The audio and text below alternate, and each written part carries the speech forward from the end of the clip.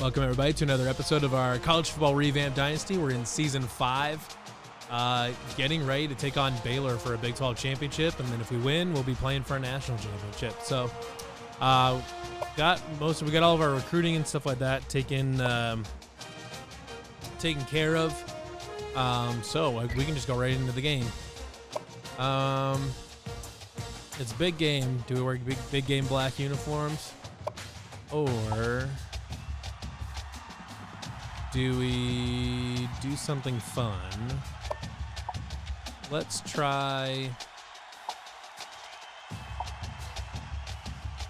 We could do black. I mean, I don't know. It's a little unoriginal. Let's do.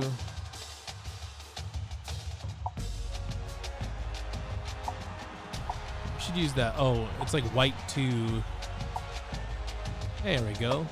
I'm not a big fan of that comment, actually. Nate Brownie in there, or calling dibs. I don't know. Every time I set these as white, it just comes up with crazy like clown shoes. I don't know what the deal is here, but that's all right. We'll rock with that, and let's get after it. First question already in for Leighton Nelson. Thoughts on AJ Green possibly transferring to Iowa State? I hope he does. He just entered the transfer portal today. It's been kind of speculated for a long time that AJ Green, who, for anybody that doesn't know, he played at UNI, and is the son of current Iowa State assistant coach Kyle Green. And sorry, I'm moving a cord here. And he's a really good player. Has averaged 18 points per game throughout his UNI career. He's an excellent shooter, great slasher. He'd be a great fit at Iowa State. He's a very highly sought after player. I would assume right now he's probably the best available transfer in the country, even ahead of Tyrese Hunter. Hi everybody, Reese Davis with you, bringing you. I hope he comes to Iowa State. I think it would be awesome. It makes a lot of sense. Pregame show presented by Nissan. Innovation that excites. But that said, he's going to be highly sought after. I mean, the blue bloods will go probably. I was assuming most of them will probably just try to get special teams out of the field, and we're ready for the opening kickoff. He really got a hold of that kick. Iowa State makes a lot of sense for AJ Green. And they push him out at the 29-yard line. I'm sure it wouldn't surprise me if he tested the NBA waters, because he's that good of a player. But assuming he comes back after testing the NBA waters and getting feedback, I do like Iowa State's chances. I think Iowa State's got as good a shot as anybody. Iowa State's got a guy that's in a running. I don't think it's a done deal necessarily. The best but I feel good about where Iowa State is right at. Now, it's all speculation. And as far as the shots to land AJ Green, so it's definitely something worth keeping an eye on. He's on the run. Fires in. Tried to hit. Well, he must have hurried there because his receiver was on that crossing route. Open. There was no need to rush that one at all. Go to read option. Ball on their own 36. Just gonna run it.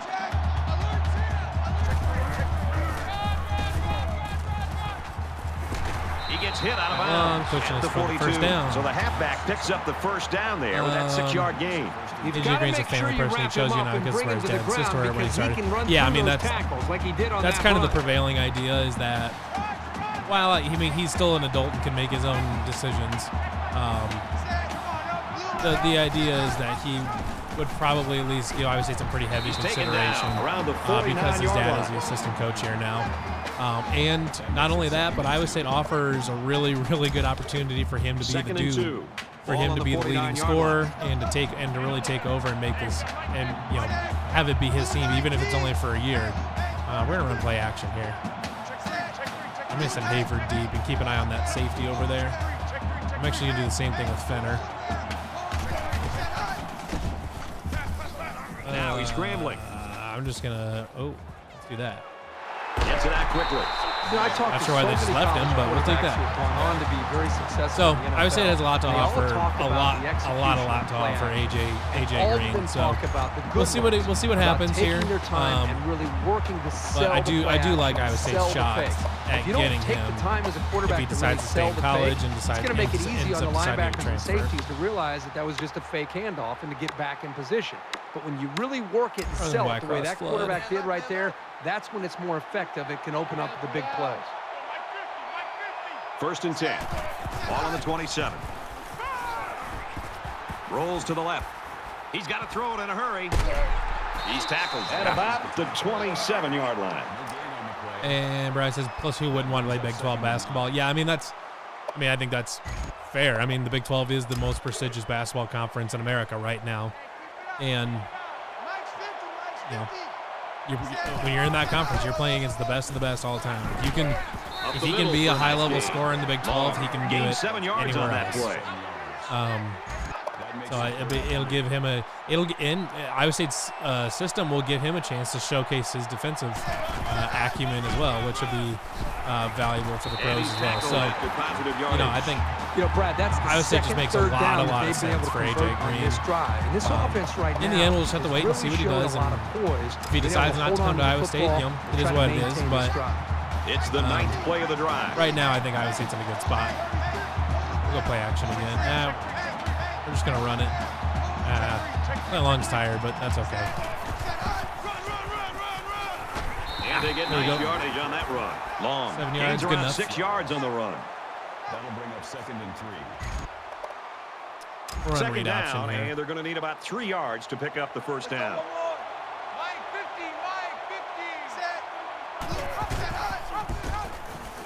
Takes it up the middle for a nice run. No, we got Mark Briggs in. I thought that the ball was going to stay a little bit of a hurry up hands, here. But he made a really smart back to the decision read to option pitch it again. out. Now they've got another set of downs to work with. And Williams will just walk on into the end zone. Oh, that's easy enough.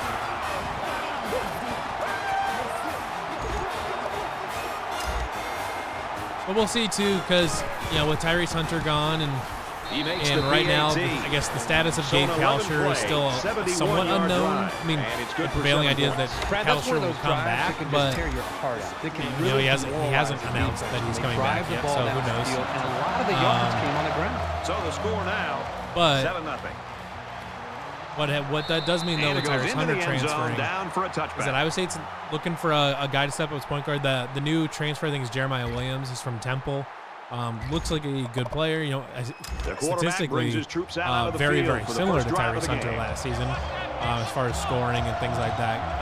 And Williams is considered to be a defensive guy as well.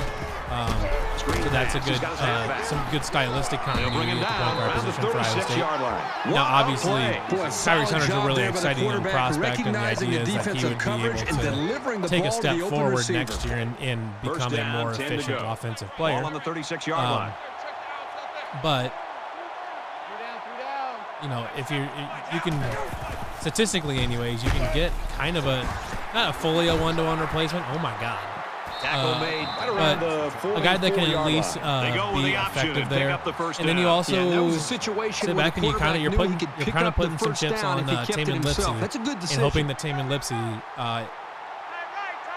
develops as quickly or more quickly than you think, or than you were planning for. He's probably your point guard in the future. He's going to be the multi-year guy. Boy, this defense has a lot of speed. Could be a 3-4 year guy, depending on what all happens. But you're hoping that he develops 2nd down at 7 and all that, here. and that you at least have a couple guys that can just initiate the offense. Because AJ Green, if they can get AJ Green is good enough to to quote unquote be an offense where he can be your primary scorer. He can be Iowa State's Isaiah Brockington. This is smart. He'll be a better outside shooter than Isaiah Brockington, but obviously you don't get the mid-range with it. But he's plenty capable of leading a Big 12 team in scoring and being the best player on the team. But they need other guys that can step up. Maybe Gabe Kalsher figures it out and he gets more consistent. Well, what do you do here, Kirk? Maybe Eli King or Trey King. They got stopped on 3rd down, but really I'd be effective surprised players. if they didn't take another shot at it here on 4th and short. So I think it's 4th Eli down. King especially has a chance to be a really good. Very long field goal attempt. Has a chance to be a really, really good scorer for Iowa State. So him in tandem with AJ Green could be a lot of fun. Great snap and a perfect if he like King is as good as and we he think just he had is, an awesome follow through. all of Everything his went tape right there on that is really, really good. He looks like a really good player. Iowa State. So to kick. they've got a long ways to go before downfield.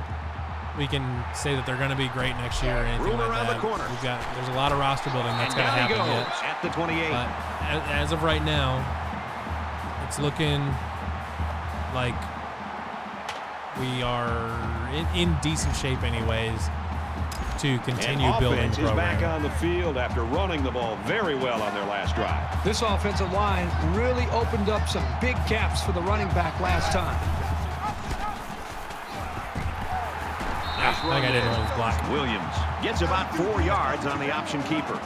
I'm going to line up in that again, but I'm going to probably going to audible From their own 32-yard line. Verticals. Second down. Because it looks like they're playing man. Up 4. And they are. I'm going to keep an eye on Hayford here. I think that A might have been open up the seam, but I don't trust safeties. They really just didn't have any room to work on that play. They're way too good suffocated them there. Coming up and stealing stuff. Run wide, shallow cross. We'll have Bibbs come on a slant.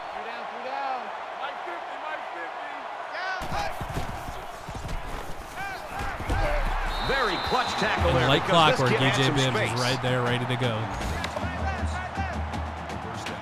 We'll run that again. A Fenner there. Tackle right around the 36-yard line. He's so right a nice there, little pitch every and catch time. there, and that'll give the offensive first down. That was Dude's a very about as dependable as it good-looking comes. pass play to get more than enough yards to move the chains.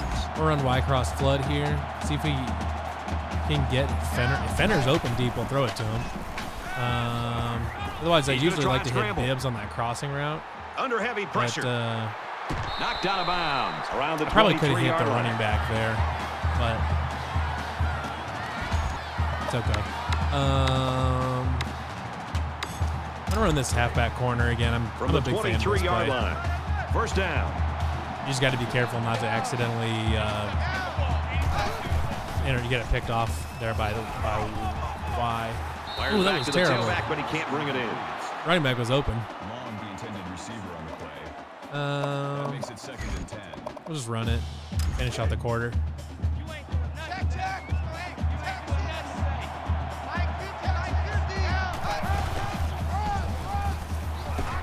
Nice run up the middle. Long gets 6 yards on the play. All right. End of 1. Not too bad. There are 3 quarters remaining. Iowa State's up by 4.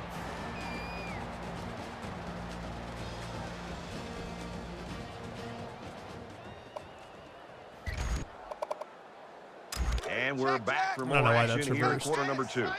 But Iowa State holds a 4-point lead. I ran right into him. And he's brought down. Oh, they gave me the first down, though. Picks up another first down. Well, this really works on a defensive psyche. You can see the guys on defense right now just trying to catch their win. Once again, they had a chance to bring this drive to a halt, but were unable to do it. The offense really seems to be clicking right now. That brings up 2nd and 5.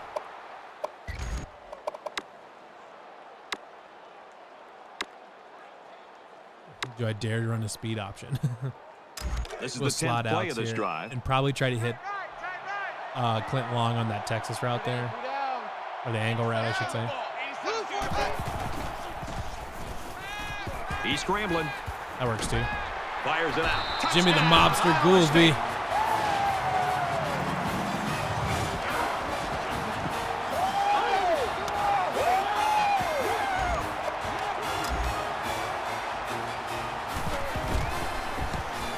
And he adds the extra point. A 10-play, 73-yard drive. And the result, 7 points. Brad, I thought that was a textbook drive. I thought they did a really good job of showing balance, mixing the play calling with the run and the pass. Just an overall well-executed touchdown drive. From his own goal line, he's to the 20. Get him. Oh, my God. What are we doing here? And he's tackled at the 40-yard line.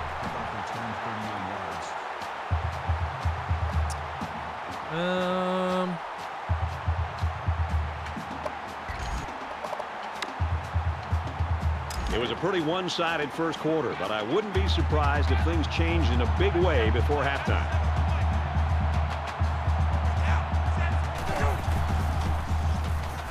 He scrambled. Hey, he gets there we sacked go. on the play. Absolutely perfect call by the defensive coordinator. He brought just the right amount of pressure from the right direction, and it seemed to confuse the offense. I'm gonna actually probably run the inside blitz Defense again. looking for another sack in I the like that a second lot. down and long situation.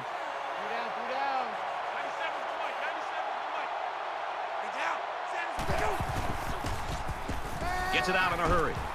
Oh, It's come caught on. first down, and he's out of bounds. This guy has that innate ability to get just enough distance from a defender Center was to make basically a pushed completion into possible. him. I don't know where You the don't see man it from every coverage guy receiver, was. but this guy's got it. Let's run cover 6. Man left, man left. Two down, 97 for Mike, 97 for Mike. Catches it. And Woo, he's Childress punished. making him pay. These short, effective passes are going to help the quarterback's You're gonna come over the confidence. middle. You're gonna get hit. It's second down, and they're Maybe. about 2 yards away from the sticks.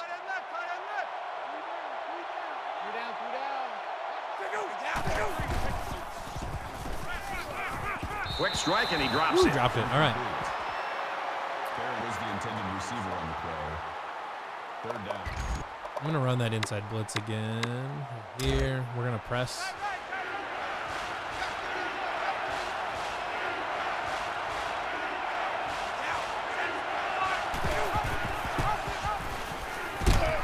He might have a chance.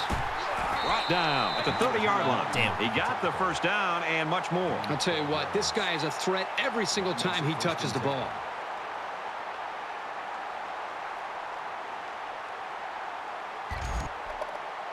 From the 30-yard line, it's first down. Two down. 97 for Mike, 97 for Mike. Get down. Motion. Jenkins doing Now he stuff. tries to buy Oh some no, time. come on. Who is this He's guy? at the 20. This is the kind of What? steady, strong drive the coaches Blake love Shapen to see. guy is Right now, they're crazy. firing on all cylinders.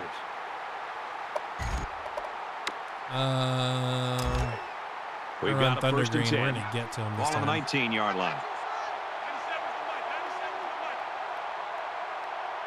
Get down. He's pushed out of bounds at the 13. Kirk, that was a nice grab there. You know, it may be simple, but whenever you can gain solid yardage, you're doing something right. And this play is number 8 on the On drive. cover 2. I'm gonna press, but they're gonna back off immediately because it's zone. Ah man, come on. Touchdown, Baylor.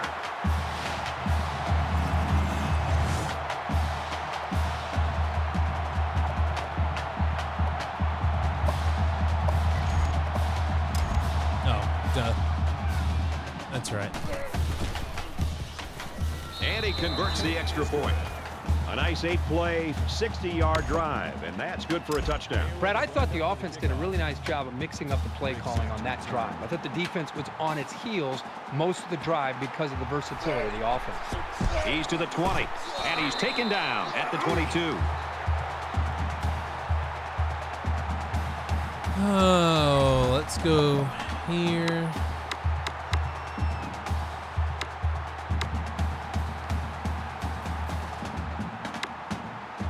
Let's go Z Shower. In a game that's this close, you can't afford to waste possessions. Iowa State is up by 4.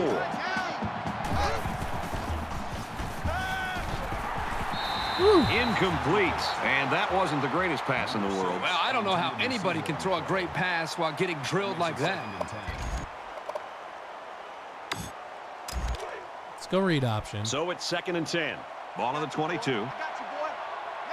Looks like they're lining up in a cover 3.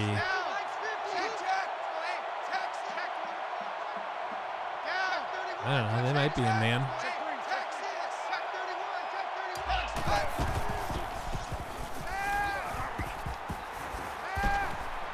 Swings it Cut out it left to the upfield. halfback. And And they push him out around the 30-yard line. Gain of 8 yards. That'll bring up 3rd and 2. It's 3rd down. Little They're read about option 2 yards here. shy of the sticks. Hey, Mike's 50, Mike's 50. He's on the run. Smart call here to trust your Kinda hoping line he'd and the spin ball outside, carrier but- to gain the yards they had to for the first downs.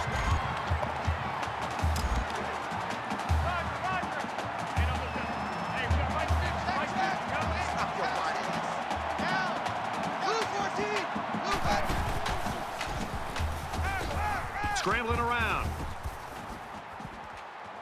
Under heavy pressure. He's knocked out of bounds damn. at the 40. I was kind of hoping I could. If I'd have just kept my momentum and cut it inside right there, I think I would have gotten a lot of running room. 2nd down, 7 yards to go. Ball on their own 40.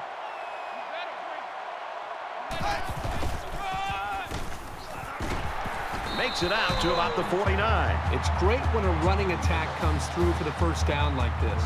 It makes an offense so much more versatile. Iowa State is up 4.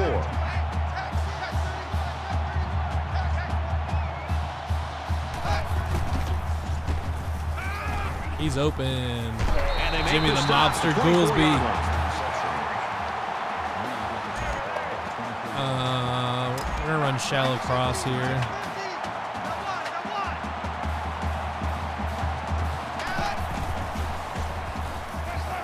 That might have been dumb. Fires Okay, we're incomplete, good. knocked away. I Coach is needed to gonna hit him have to be earlier. happy with that one.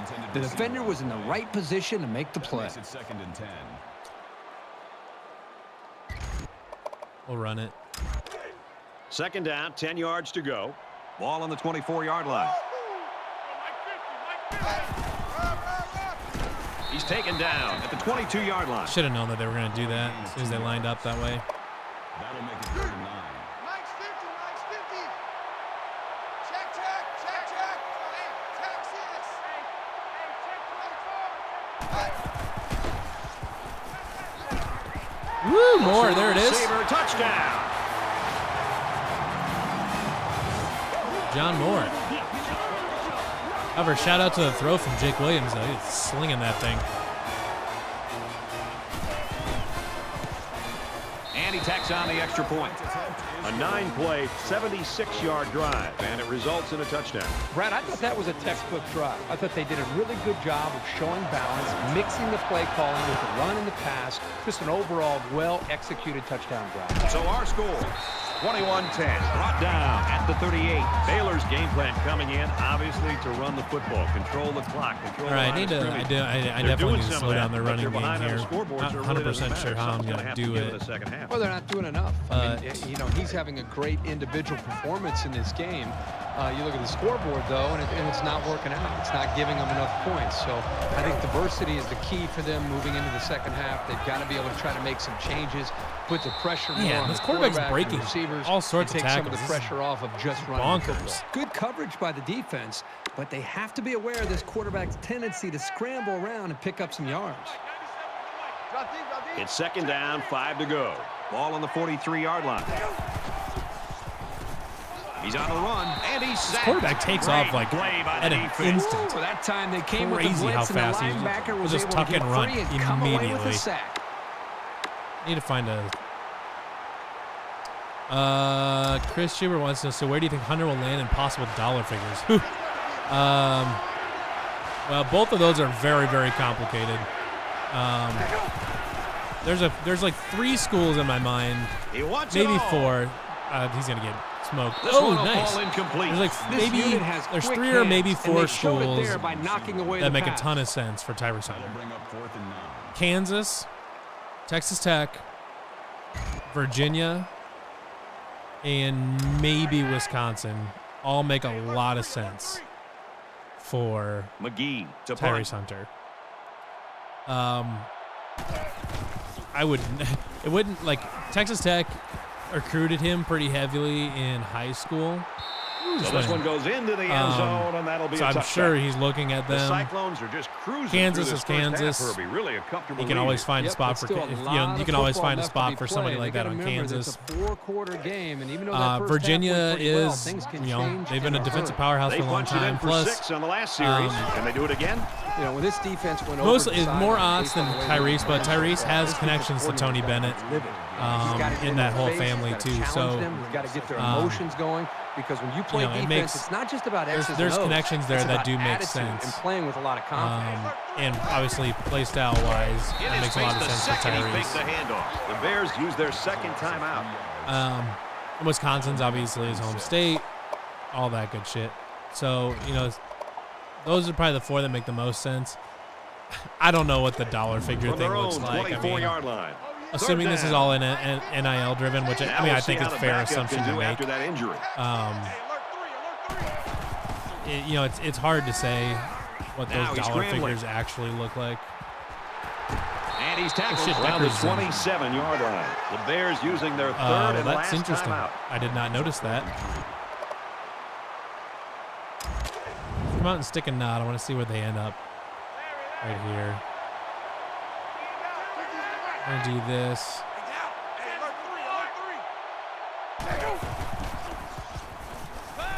Aaron and out long. It's going the other way. Tackle made around the 37-yard punt. line. Hey, this could potentially turn this football game around. See, You're down I by don't a know couple what the dollar scores, figures but look like if on you're the that. offense and you're on the sideline and you're not It'd feeling be good weird. about I don't yourself, even and know your if I could defense comes speculate up what a with an number would interception be. like that, boy, you're like grabbing your helmet. A number that sprinting you on could get at field, you're ready Kansas to is go. totally different than a Wide. number that you can get at Iowa State or anywhere, somewhere else. This Let's one is Hobbs. incomplete. The defense got some Oh. pressure and forced a bad pass. I think they've been a little bit more aggressive here I in mean, their pass rush, and would that it time shock paid me off with an if incompletion. he went to Kansas and they announced a $100,000 deal for him? That wouldn't shock me at all. Like it From wouldn't. their It own wouldn't. 37-yard line. It wouldn't Second even down. phase me. I'd be like, yeah, that makes sense. Do I think that's going to happen? I have no idea. Like I don't have a feel on where he's going. From what I understand too, like almost nobody has a feel on Can't where tack on any Tyrese might go. yardage. It seems like he pretty much just went in the portal because he heard he could get more money someplace else, and there wasn't necessarily a plan. But I don't Passes know. it to the middle of the field, and he hits him hard at the 48-yard It's line. pretty difficult for us to know too, without having direct access to Tyrese, or what he might be thinking on some of this stuff.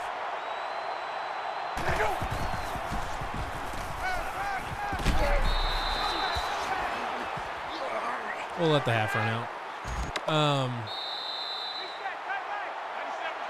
And that'll do it. We I head don't to the know. break. Still plenty of time The whole left in this situation's one. really weird because it 21-10, seemed like Iowa State.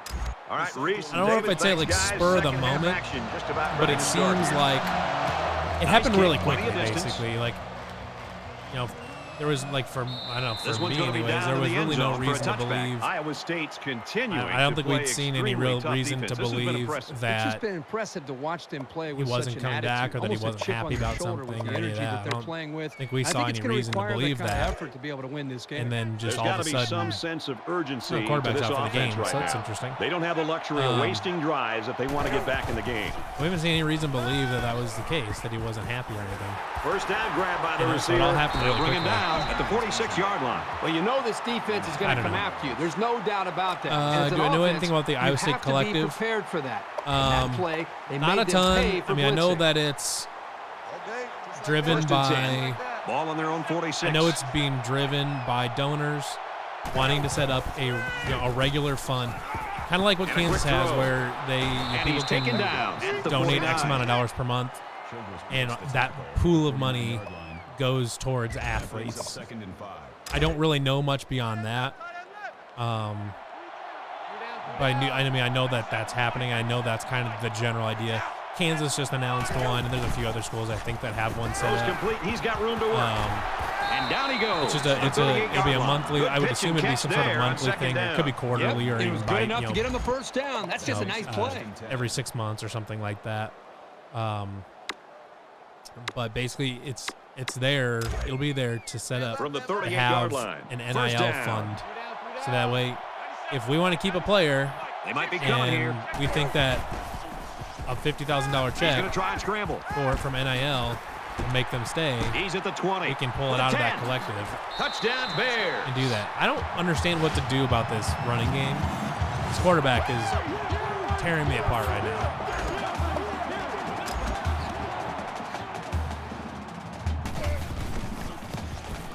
And he hits the PAT. A 4-play, 75-yard drive, and they get it in for 7. I think I have heard a few names that are So the score now, kind of connected with this thing and who might be driving the NIL collective. But I don't. It's not public information. He makes it out to maybe the 16-yard line. I don't want to, overstep my bounds or anything like that. So they're just about set to get the game going again. Collective is the only viable solution to competing. I honestly, Iowa State that may be true as far as like keeping up with other schools for NIL stuff. That honestly might be true. That this collective is our best shot. That was just a case of the offensive line getting beat at the snap of the ball.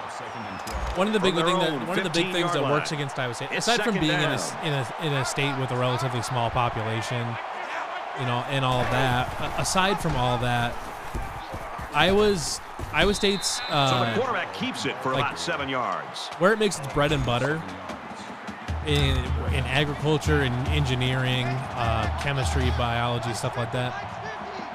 There are plenty of like wealthy cyclones that are wealthy by any measure, except fires that quickly, incomplete. More. Most of them would not qualify as what you would call a mega donor. That you can call them up on that play. and they'll write $1 million check for you. Iowa State doesn't really have that. It doesn't have the med school or a law school or something like that where you can get those really high-powered mega donors. Iowa State doesn't have a med school or a law school. This is a very questionable play call here. I'm not sure I agree that you would with see at a Texas school or that you would see at a Big Ten school where all of them have med schools, and I think all or most of them have a med school or a law school. Iowa State doesn't have that. Where we produce a lot of the blue collar type majors, and there are plenty of farmers and engineers and chemists and biologists and all that are well off enough, but they're not people you can just call on to get play action.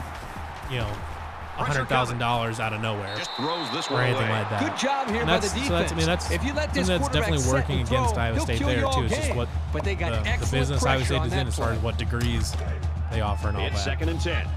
Ball on the 45. So we're just gonna have to we're gonna have to do what we can.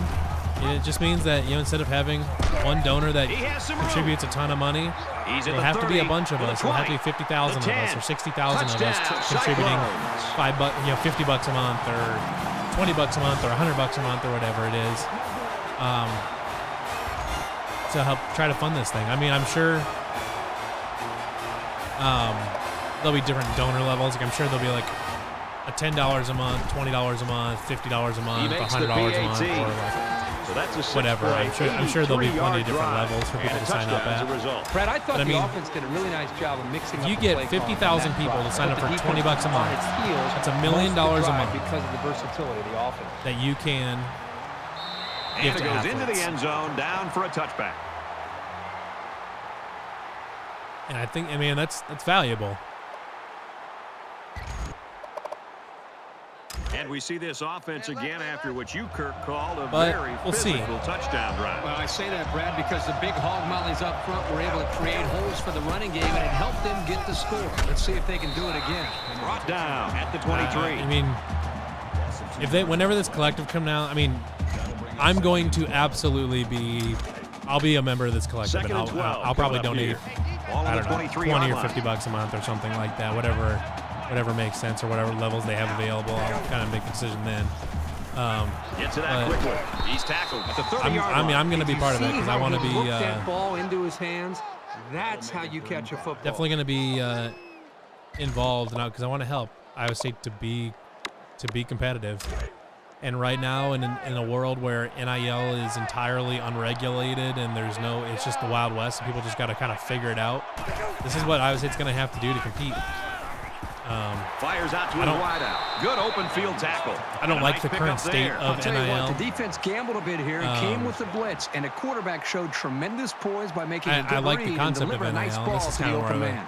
philosophical type thing too on First down, 10 using to go. the free market and Ball all on the this or whatever. 47-yard But line.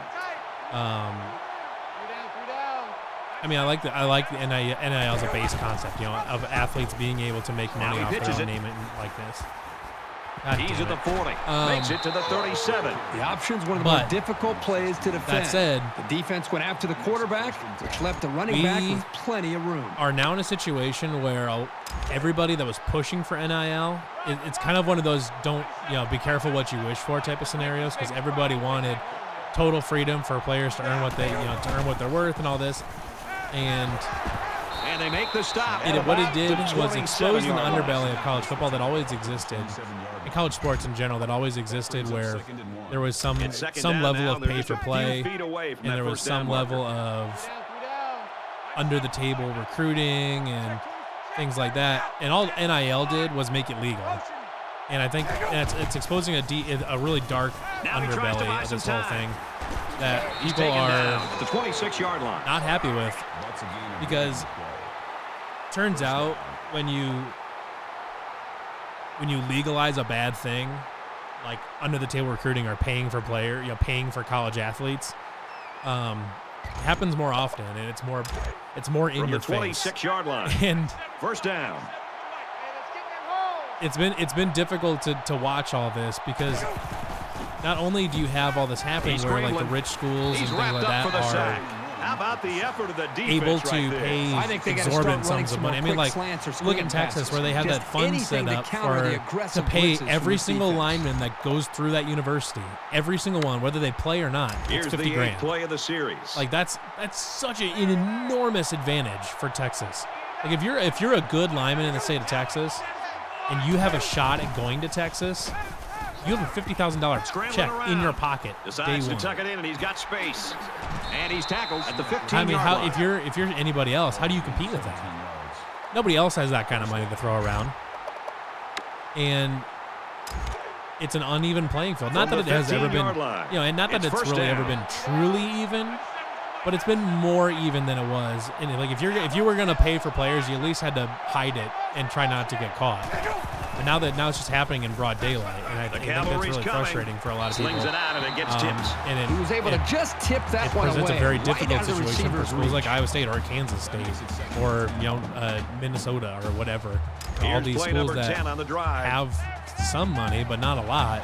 Certainly not enough to compete with a school like Texas. Empty backfield. 5 wide receivers in the formation. He scrambles. It sucks because he gets sacked on the play. College basketball specifically, with the NBA only having the one and done thing, which that might go away soon, and I don't know exactly how that's going to affect everything. I'd like to, if they just got rid of the one and done rule and went back to right out of high school. I don't think it's gonna change the situation dramatically.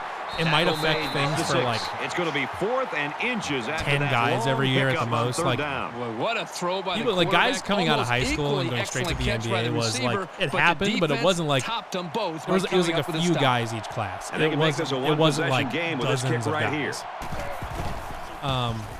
The kick is up, and it's split. I don't think that's gonna change. Baylor is lining up to kick this one off.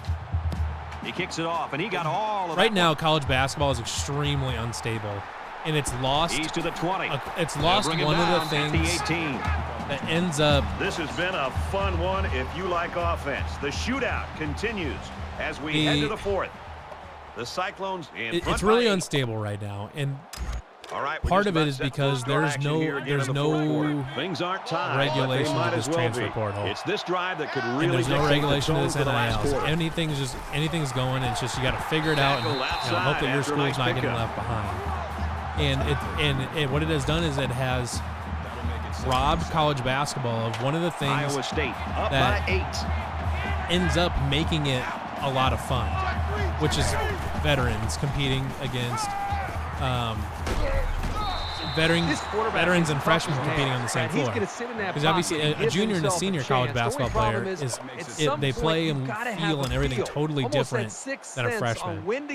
And when you give college basketball players the opportunity to develop, he's going to go for the and almost intercepted. When you give them the opportunity to develop, that's when you get these really great teams that can make runs in the tournament or that can compete against, when you have like a team like, you have a veteran team that can go in there and compete with these teams that are loaded with freshmen. Makes it a lot easier for all that to happen. He's rolling left. First, going to get the first down. Runs with it, and he's got room. He gets hit out of bounds around the 36-yard line. So they run it on 4th down, and they pick up. Personally, what I would like to see for college basketball on 4th down, you'll see the ball carrier panic, but not this guy. This is a good job of showing patience. I would like to see the removal of the one and done, so guys can come out of college, can come right out of high school if they want. And then I would like to see basketball adopt the NFL's rule that you have to stay in college 3 years past your high school graduation, or 3 seasons basically. I would like to see basketball do that. If you're good enough to go to the NBA right away, do it. Go do that. But one, if you decide to do that and you don't get drafted, let them come back to college. Let them come to a school. They may have difficulty because a lot of roster spots will be filled. Will be filled by the time the draft is over. But incomplete. He was looking for my own guy got in the way. But if they don't get drafted, let them come back. Let them go to school. But if they're gonna go to school, they need to stay for 3 seasons. You can, if you want to, you can leave the free transfer in. Is up by 8. I'm not a big fan of the free transfer. But if that's what you need to do to make this all work, he got held. Ball's incomplete. There's a flag down, and this most likely is going to be on the defense. There we go. Finally. If you go to school, you're going to stay in school for 3 years. You can leave the free transfer because by making guys stay in college for 3 years, you're gonna cut down on the available roster spots. And you're gonna create a roster situation in college basketball where it's more worth it to stick around at your school and incomplete. Good job and get playing time than try to transfer and find playing time somewhere else. If you leave the free transfer, you leave the door open for guys that were under recruited to find a more prestigious school to play at and all that. You leave that door open. Well, that's just a good call from the defensive side of the football. Create incentive because, like, if you're gonna with all these guys, talented guys sticking around more often instead of leaving after 2 years or something like that, or 1 year or 2 years, they have to stay for 3 years. So there'd be a lot of talented guys on a lot of college rosters that maybe right now they would leave, but in this new system they wouldn't be able to. So those they're going to take up scholarships. They're going to take up roster spots. So if you're sitting behind a guy that's a junior, he's going to leave for the NBA, you can either transfer and hope that you can find a spot that you'll be able to get a starting spot, but that you'll also be able to get the visibility you need to develop NBA tape. This passing game could be very you'll have to find just the perfect situation. Otherwise, it makes more sense to stay at your current situation and play behind an NBA player and play well in your time, and then when they leave, Iowa State holds an 8-point then you advantage. take over and take advantage of it then. So you're already, by making guys stay in for 3 years, you're closing up roster spots and really disincentivizing transfers, except for the very top X%, where it really makes a lot of sense. Like, it's someone that didn't get recruited very much. They ended up played at St. Bonaventure, but they killed it. Had a big NCAA tournament or something like that, and now Baylor or Duke has or UNC or whatever has a roster spot open, and they can transfer there. That's fine. And this is the 14th play of the drive. But it's going to make it really difficult for some of these guys to find roster spots when you have NBA caliber guys that are sticking around for 3 years because that's the rule. He makes it to the 6-yard line. A yard, maybe 2 on the carry. College basketball teams get more veteran. You have overall the quality of the game goes up. They need about 3 yards to get the people are first down able to here follow on 3rd players down. through their careers. Like you're going to be able to watch your team and know who's on the roster from year to year. And I think that's valuable. That's something that's missing from college basketball right now. Is that like right now, I would say it has a bunch of guys coming back. Has more guys coming back than And he tacks on the extra point. we've been used to, or maybe as many or more than your kind of your average team in college basketball right now. And half the team is going to be new. Textbook drop. I thought they did a really good job of showing balance. There's so much roster turnover in college basketball right now. It's impossible to know who's going to be on your If you know more than half of your team This one's going to be down going in the end zone for a into the next season, you know more than half of the roster, you're doing good. Like you're ahead of pace. You have really good continuity if you know who 7 or 8 of the guys in your roster are going into a season. You're doing good. And a little more than 2 minutes to go in the 4th quarter. that's just one of those things that college college basketball needs to get figured out.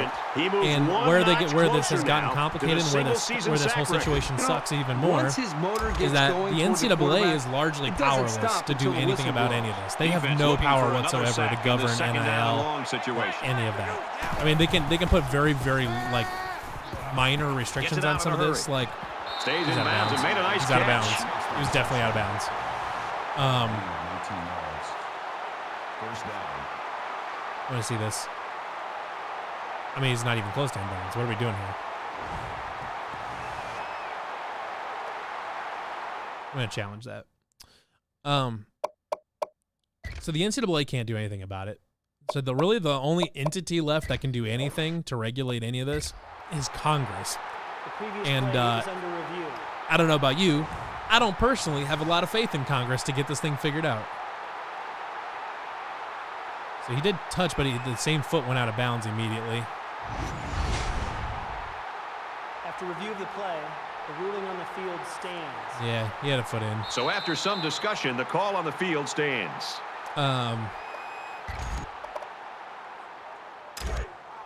That's kind of where it's at. Luckily, ball on their own 38. with college football, it's not quite so crazy. I think part of it is because there just isn't a lot of roster spots to go around at some of these teams.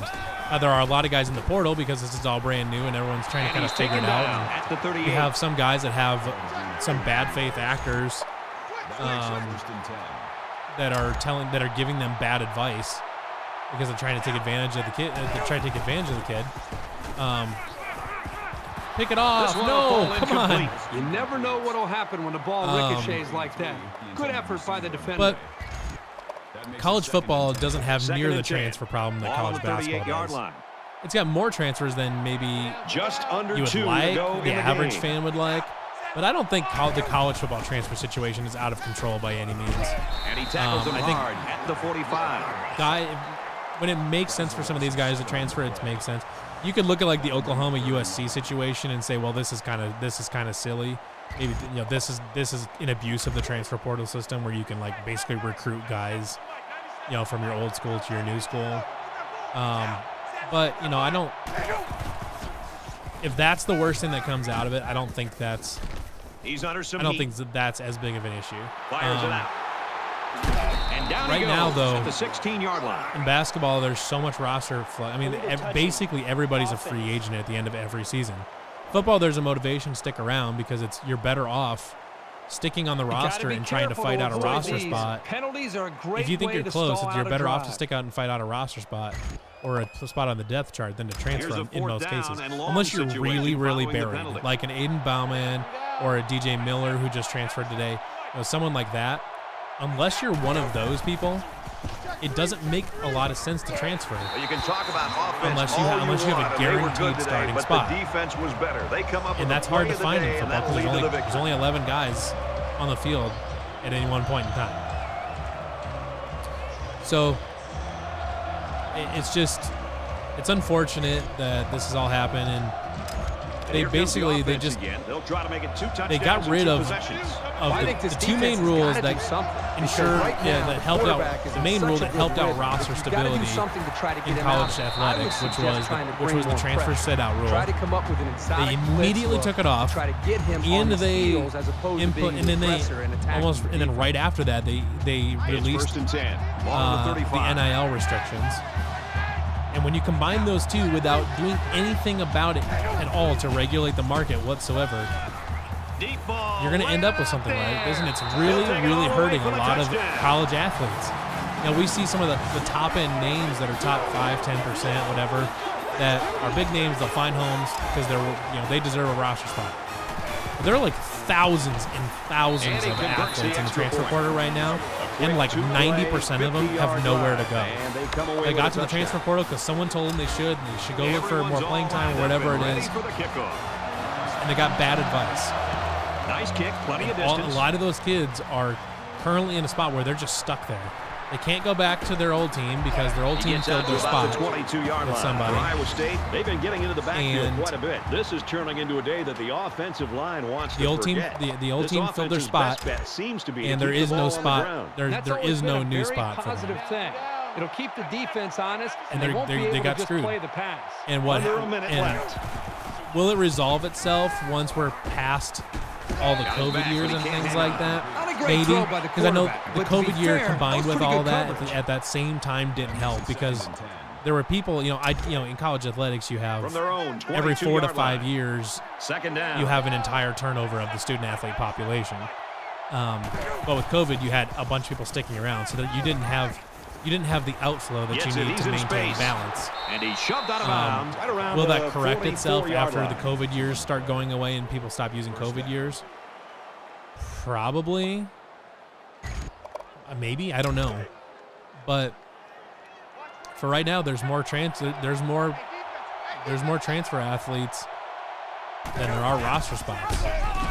And part of it's because someone told them it was a good idea to transfer, to go look for more playing time, because they're going to be a backup instead of a starter. Baylor's going to have to use their second time out of the half. Probably, at least partially, kind of what Matt Campbell talked about, where it's instant gratification from over the 35-yard line. First down. Me over we type of thing. It's instant gratification over the process. And whether that's the kid that's doing that or it's someone that's in their ear telling them that that's how they need to approach it, first down. I don't know. He's out of bounds. That's kind of the situation. First down. And it sucks. Right now, the off season for college sports it kind of sucks. It's not really all that fun to cover anymore. From the 16-yard line. Beloved players from certain teams are just up and leaving out of nowhere. Tyrese Hunter isn't the only one. There's been plenty of other people from teams, where they were really good players at their school, and the fans love them and all that, but they're just leaving because someone flashed a check in front of their eyes. It sucks. Well, they're going to try college athletics in the offseason right now it's not fun to cover. They spread the field in the gun. It's not fun to with talk about or receivers. any of that, because it's just a shell of what it was. There's the strike complete.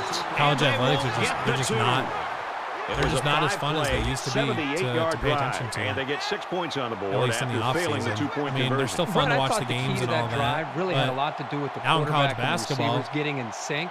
You have to you get a stud freshman that looks really good, that plays really good, but they play it. Let's say, oh my God, my linebacker. He's at the 40.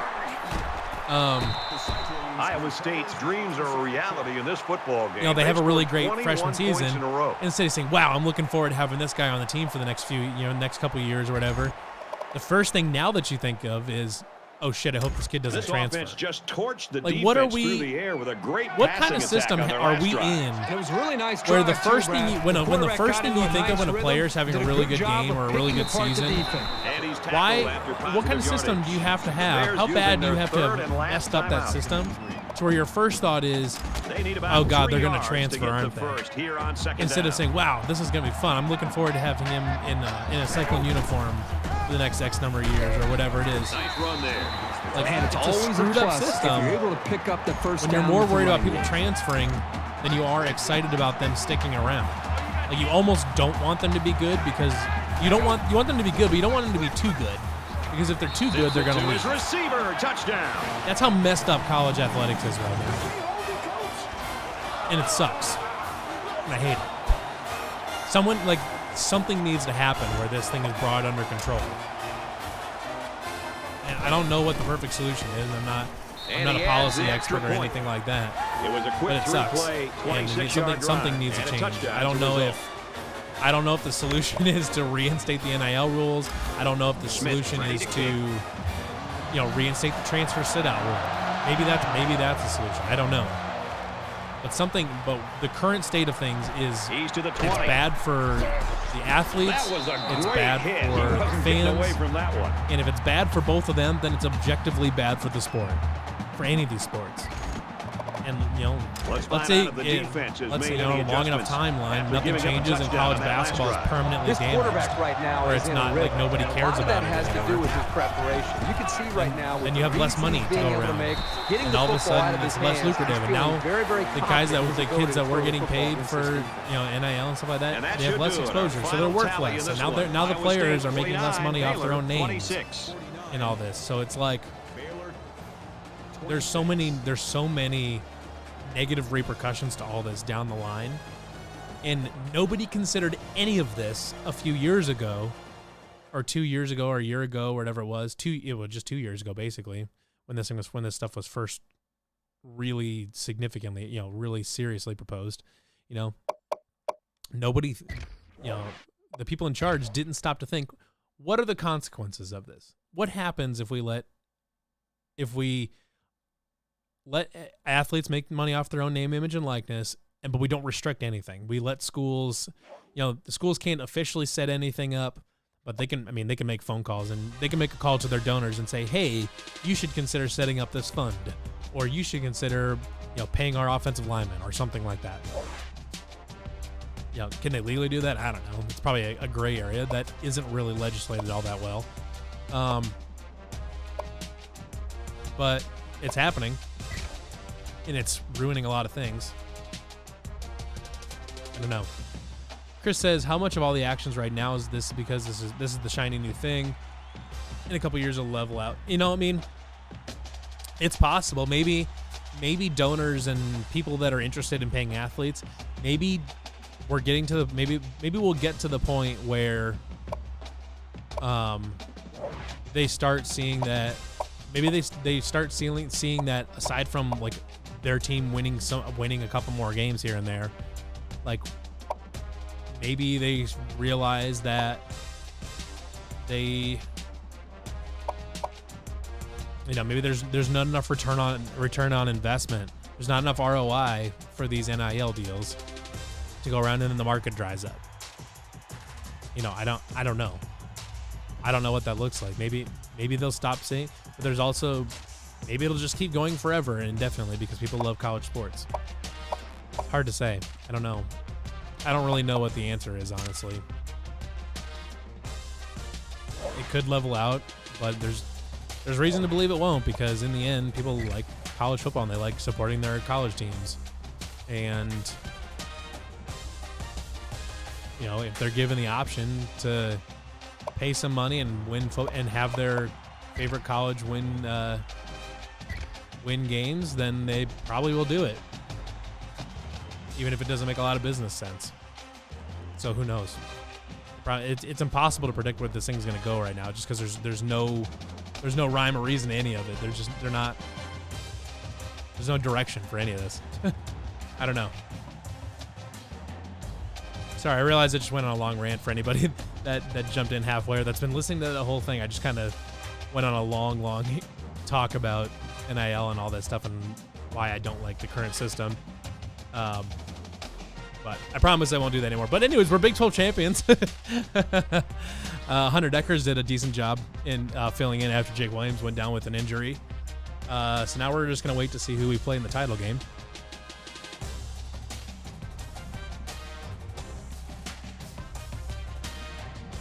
Did get a upgrade there from Matt Campbell, so I don't really have anything left. Clint Long, Heisman winner. Let's see, Clint Long won the Heisman. He also won the Maxwell. He also won the Walter Camp Award. Nugent won the Bednarik Award. Nice. Nugent won the Nagurski Award. Clint Long won the Doak Walker. Nugent won the Vince Lombardi Award. Darren Pollard won the Thorpe Award. Very cool. He's a freshman or sophomore, maybe? Freshman or sophomore. Mark Ricks won the Johnny Jet Rogers. That's Returner of the Year. Nice. A lot of awards.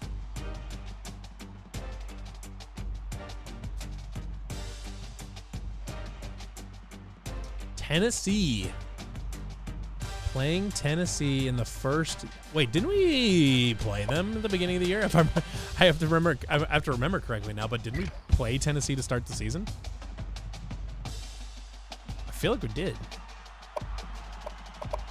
I don't remember if it was week 1 or week 2. Oh wait, let's do week 1, week 2. Yep, 21-17 at Tennessee. Nice. So I'm rematching Tennessee for the NCAA championship. It's kind of funny. Wonder if you can see like the finalists for these. Okay, yeah. Walter Camp. Look at the Bednarik Award for 6 Cyclones in the top 8. That's wild. Childress is there. Johnny Wilson, Darren Pollard, Mason Chambers, Craig McDonald. The Gursky Award for the top 5. Doak Walker there.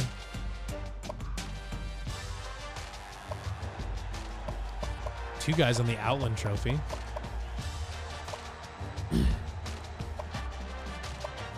Three out of the top 4 in the Lombardi Award. 1, 2, 3 in the top 7 of the Butkus Award. Or 2 in the top 7. Oh, Cole Peterson was 1 spot off of the Butkus Award. That's awesome. The top 3 candidates on the Thorpe Award.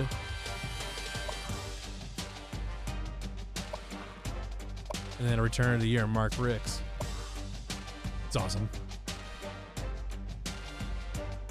Assuming Clint Long will leave after this year. I guess I didn't see what. I'm trying to remember what year he is. I wonder if it doesn't that show it.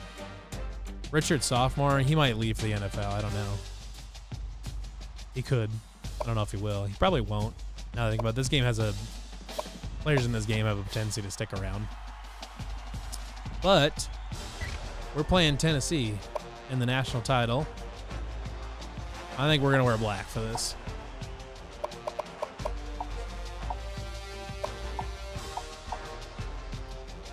Because they're going to be wearing white.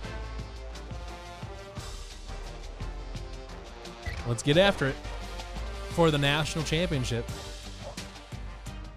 Kenny Pickett.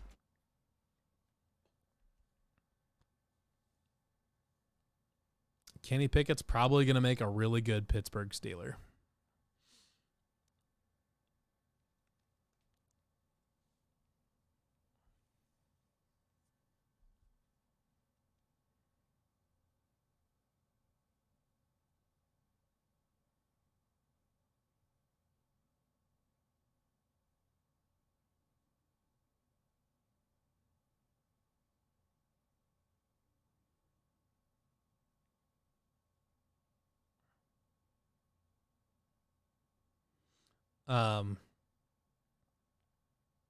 Sorry, I was just reading. There's a new post up on the Cyclone Fanatic Premium board. If you're not subscribed to it, I actually do highly recommend it. Chris has a lot of good info up there. I'm Reese Davis. He has a new post up there. I'm not going to disclose anything. So I'm not going to do that to. I would never do that to Chris. Innovation that excites. But I will tell you that National I did. It's about AJ Green. Pasadena, California. Yeah. Definitely worth reading.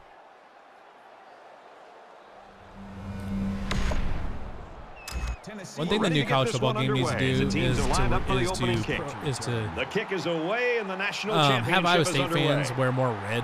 Like they always wear gold in the stands. He makes it out to maybe the 20-yard Iowa State line. games. I mean, it looks kind of cool with the gold out, but I mean, Iowa State fans wear 90% wear red at games, and there's like a few that'll wear black. Most like some will wear black now. If they know they're wearing black uniforms, more people will wear black, but the crowd really should gets ready to take reflect what the uniforms, what color the uniforms are going to be. But sure they probably weren't really thinking about that too much. Gets out to about the 21.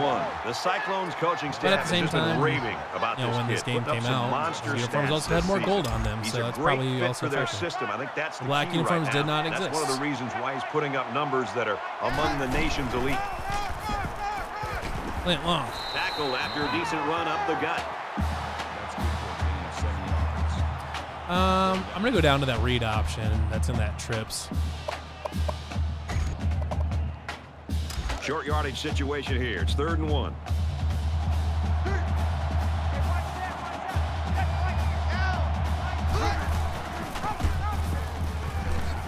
Tackle made around the 30-yard line. Good call to go with the Just option got it. here on I was 3rd kind of thinking, down. I was It kind of confused the afraid there defense that just I think enough it's to allow more him to pick maybe. up the first. It's kind of afraid that he was going to get in the way. I'm going to go read option, get see what they line up in. They're in man. We're gonna see if we can throw it deep.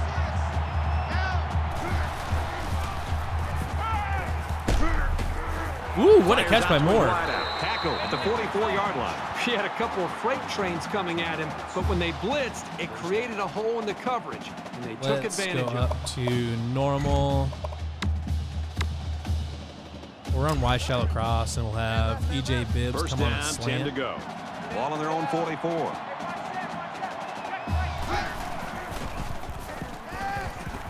He's on the run. No, The cavalry's coming. we're gonna get rid of that. And he throws it away. You know, when you feel pressure like that, the worst thing you want to do is just to throw the ball into coverage. He got away with one right there. He's very fortunate. Next time, he should just throw it away out of bounds. I am gonna go back to normal, but I want to do.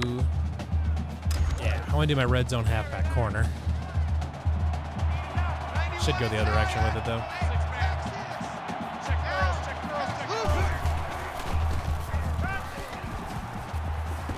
Looks to the back Terrible and throw. kicks Why back. is this? Not enough strength It on seems that like that pass, throw and is it hits the bad. turf. Regular Oh, boy, is he regularly wishes he had bad. that play to do over. Could have been big I yards. don't really know there. why, but it's weird and I don't like it. 3rd down now, and they need to get it inside the 46. They're not going to be playing for the run, yeah.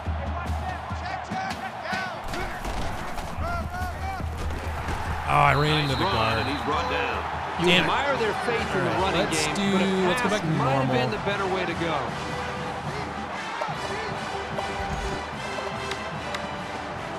Wide shallow cross. Slant for EJ.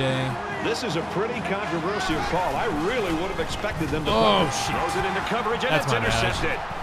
He was back there and He's I just tackled threw at the it. 49-yard line. He seemed a little hesitant on that throw, and that left the defender time to break on the ball and pick it off. It's all right. Got a fullback out there, huh? All on the They running the 49. high? Yep.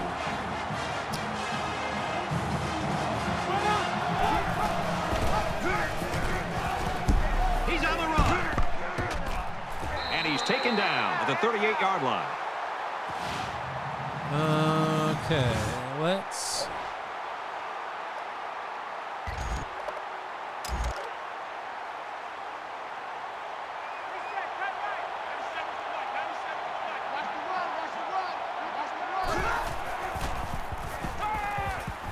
Quick throw out to the receiver, incomplete. If he was looking, he could have picked that off. They'll be intended receiver on the play. That makes it 2nd and 10. From the 38-yard line. Just gonna call a 2nd zone, down. but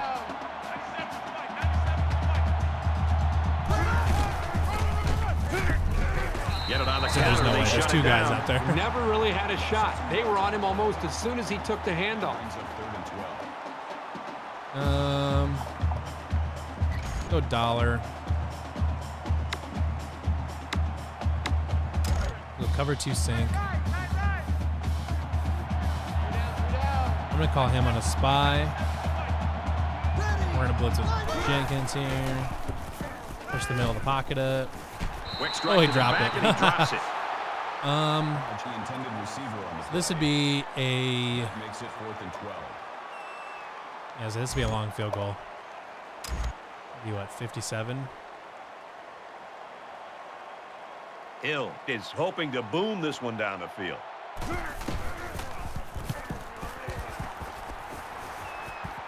Please don't stick. Okay. This punt bounces into the end zone, and this will be a touchback.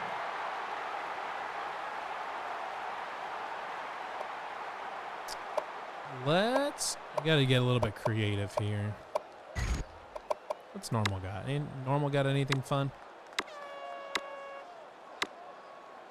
Let's play action jet halfback Offense team. comes I think back I've out used this looking before, to and improve I from think their I last got effort. people He's open got with a it. lot of time to forget about that last pick. He's just got to stick I think to the game Gibbs should plan. probably be able to get open here. Oh, throw it away. That's a Come great on, tackle. threw it away. The 6. The smart quarterbacks and offensive linemen have a All right. really unique relationship. A quarterback should take care of his offensive lineman. But after that play and that hit, you really got to be wondering straight what to kind four of verticals. relationship I'm this gonna see if I quarterback can hit and his somebody offensive downfield. lineman have after that. So the sack Got a makes this shot a at second it. and long. Plain man. He's taken down. Moore's The right there. 19-yard line. Complete across the middle. It's running again. The 19-yard line. Looks like they're trying to catch the defense off guard here. It's going to be a long day. Blue flag. Going long. Tipped away. Man, They come looked a on, little Moore. sluggish on that series. I'm curious to see if they pick things Well, up when they I'm get on the my ball. own 19. Brings up 4th and 11. Probably should punt it, but I'm not gonna. All right, Wild shell across. We'll go and the Bibbs on a offense is slant still on the here. field. This is a very questionable play call here. I'm not sure I agree with it. Goolsby goes far enough. Quick Man, release, tight end, what is incomplete. that? Defense stiffens there and gives Why it back was to that their such a offense. bad throw? What There wasn't a anybody play near by the him. defense. There's no better time to step up than on 4th down in the national championship. I'll tell you that much. Okay, I guess. I don't think Doesn't make either any sense to team me, has a but- clear advantage so far. Let's see if they can make some plays and get a little separation. Keep 15. Keep 15. The 10. All right, Tennessee running a What a triple play, fucking and that is option. 1st and goal. He's going to get some congratulations for that nice display of running. Normally his job is All to right. block.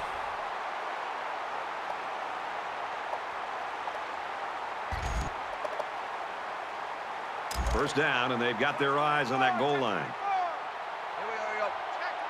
And the goal line defense digging in here. Touchdown, Tennessee!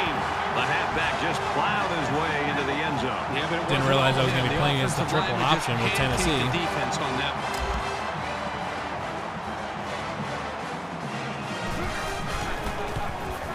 And he converts the extra point. A quick 2-play, 19-yard drive, and they add 7 points to the scoreboard. So our score, 7-0. Tennessee is lining up to kick this one off. He sends this one deep. I could get a nice return He's here to with the Mark 10. Ricks. That would be great. He's to the 20. Steps out of bounds around the 27-yard line. Tennessee's looking awfully impressive right now defensively. We are in the first quarter. Yeah, this is about as dominant a first quarter that we have seen in a long time. But let's see if they can continue to play this well throughout the rest of the ballgame. And while they are behind, they know they can knot things up in a heartbeat. It's way too early to change your game plan. Now he's scrambling. Nice little throw And there. down he goes around the 38-yard line. That's a big gain there for the offense. And all that's doing is giving this quarterback more and more confidence.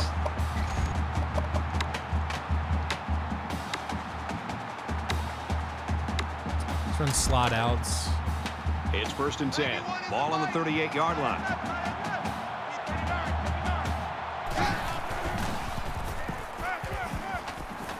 Throws it in a hurry. Brought down at the 48. Boy, how about the poise? This kid wasn't worried about the blitz at all. Both middle linebackers were coming, and he stayed calm and delivered the football for a new set of downs. They go clear out. Looks like getting enough protection that Hayford can burn that corner.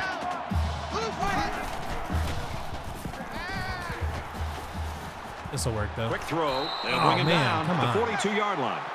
That's a gain of 6 on the play. That'll bring up 2nd and 3. Heisman mode in this game just like it will intentionally screw you and then dare you to bitch about it.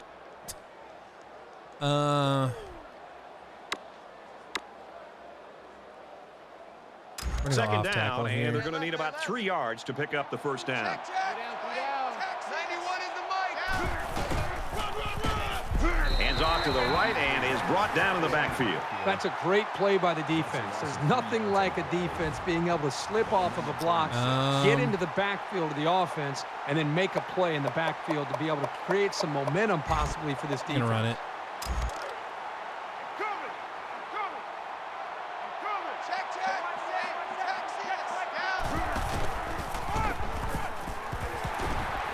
And they make the stop around the 35-yard line.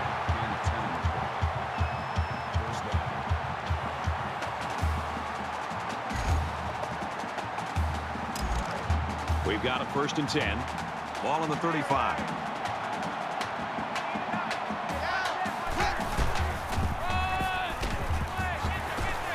And he's Mark Riggs is he's really dynamic. The run is good for big yardage. Should try to get him subbed in more That's the often. exact same play they just ran. They'll run the no huddle here. If they have some success with it early, they'll maybe continue to run it.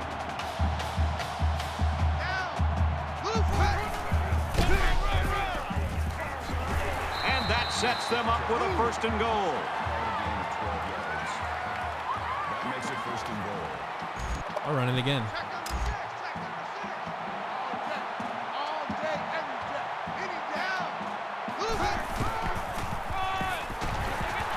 He gets out to about the 6-yard line. Gain of 3 yards. That brings up 2nd and goal.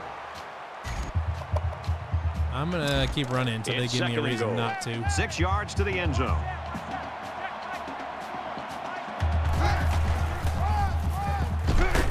And he's stopped behind the line. Ran into left guard again. Both teams getting closer to the championship as we wrap up the 1st quarter. The score, 7-0, Volunteers. And we welcome you back to the action here, just about set to start the 2nd quarter. The Volunteers saw one of their key guys go down earlier, but it looks like he might be able to get back in the action. The left guard He did makes nothing. it to the 6-yard line. Pickup of a yard for the tailback. I'm gonna run Washout across here again.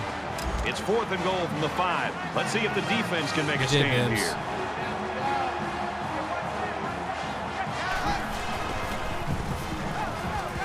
He's scrambling. He got there. Oh, that's a huge broken tackle. That's a huge broken tackle.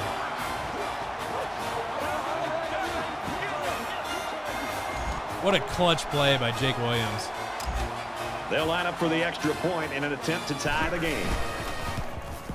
And he hits the PAT. It was an 11-play, 72-yard drive, and a touchdown as a result. Iowa State is ready to kick it away. The Cyclones running back. Clint Long has some bruised ribs. Okay. He means a lot to this offense, but I think he's going to be able to come back in. Looks like he's ready to go. And he makes it out to about the 17-yard line. All right, I got to figure out something to do with this running game.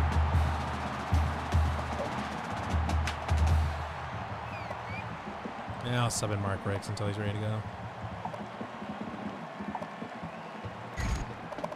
I don't know. This is the point in the game Go where you don't smaller, want to more make any spread out. mistakes that give the other guys a reason to feel more confident going into halftime.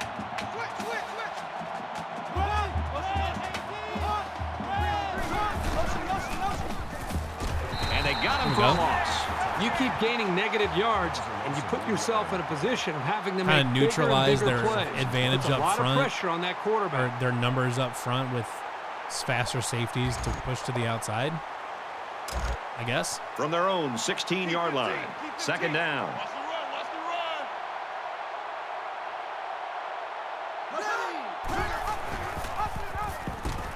And he's tackled after positive yardage.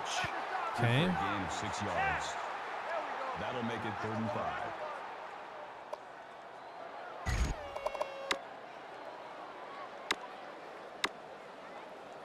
We're in cover 1, linebacker spy. We're going to press.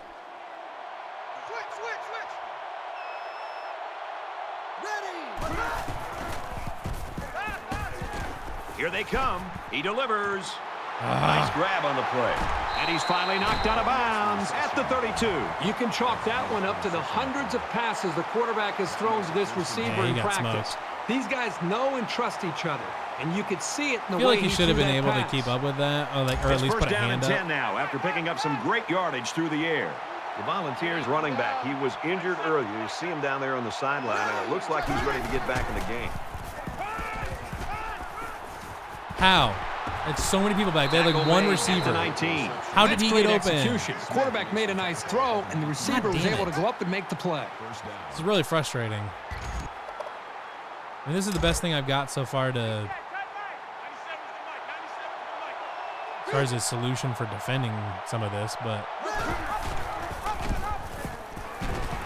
Big play there, and now they're looking at 1st and goal. That's a gain of 11. Ugh, this is frustrating. I don't know what to do about this damn full house formation.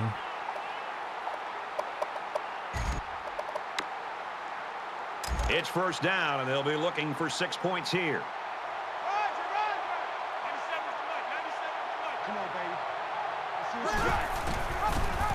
And he is drilled at the 10-yard line. Well, the big fella is not easy to bring down. He finally gets his hands on the football. That's pretty There's risky. just too many defenders in his face. The guy never had a chance.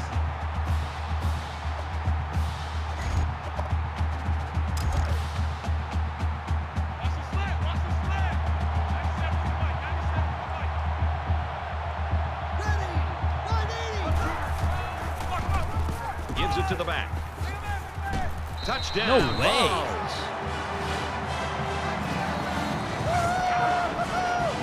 Can't do anything about their running game. This is terrible. This full house is broke as shit. Tennessee is up by 6. He splits the uprights with the extra point. So that's a 7-play, 82-yard drive, and that's good for a touchdown. They line up to kick this one away. Excellent kick. Calls for the fair catch. Boy, the two offensive coordinators have to be loving this. In fact, you can look over at our booth next to us and see how much they're enjoying it with the big smile on their face. The defensive coordinators, on the other hand, might be looking for a pink slip on Monday. With 1 quarter down, I really haven't seen too much separation between these two squads. Might be neck and neck the whole way. Send Hayford deep just in case. Now he tries to buy some time. Here comes the pressure. Fumble!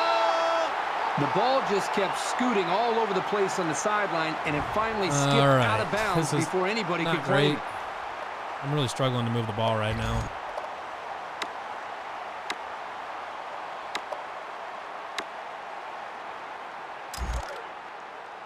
Second and 11 coming up now. Ball on the 24-yard line.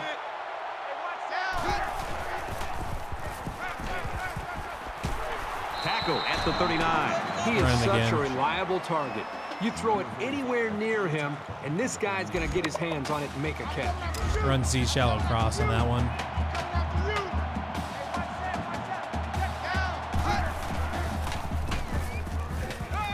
Quick throw out to the receiver. He's tackled around the 48-yard line. Hayford again. Ryan makes the tackle at the 48-yard For the first time, apparently. That brings up second and 1. We're in slot out. Hey, they scared. They scared. Down. Blue 14. Blue 14. I'm going to have Hayford do a little stick thing now. And he hits him hard at the 43. There's very good chemistry between these two. They like to run through all their routes before the game. And I have to say, they looked sharp before this one even started. Let's go. Let's go. Down. Blue 14. Blue 14.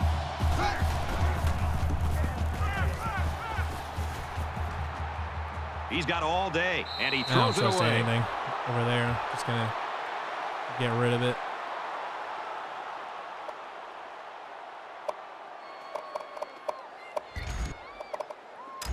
We're going to run it. Try to get From some the yardage here and get to 43-yard plus yardage. Second down.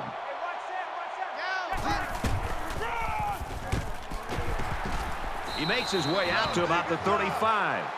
That's good for a gain of 8. I'll run it again. Third down.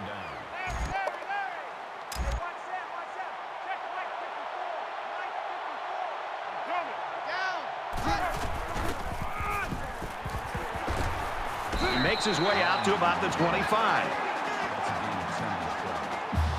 First down.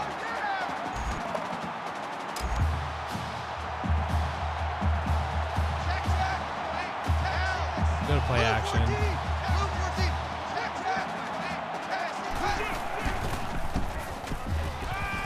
Williams goes with a play fake.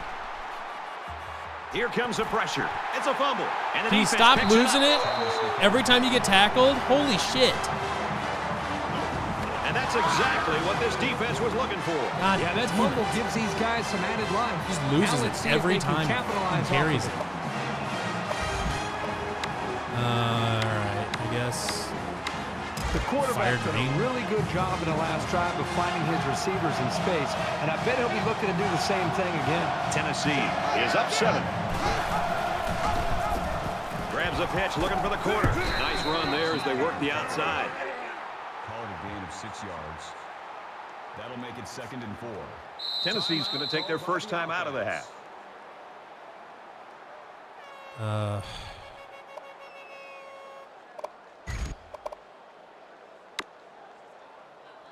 About 2 minutes before halftime. What the hell is this?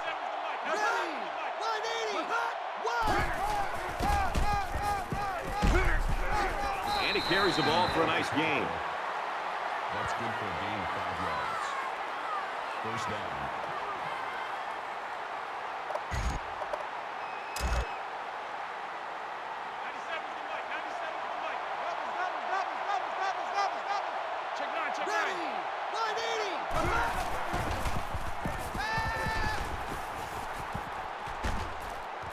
Yes, Pollard. Interception. That's a He's Thorpe at the Award 4. winner.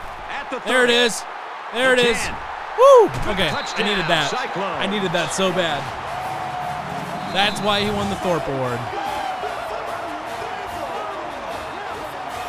Doing good stuff like that. The extra point to tie this game up. And he tacks on the extra All right. point. I needed that defensive touchdown pretty bad.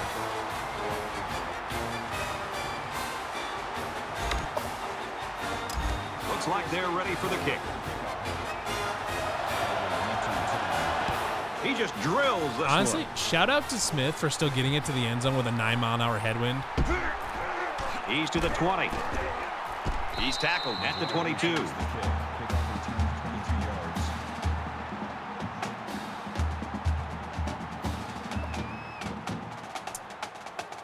They're running that again. Let's just So the Yeah, offense cover will come 3 back again. out onto the field, hoping for a little better result than that last pick 6. This quarterback needs to be a little bit more careful because this defense is excellent on capitalizing off of mistakes.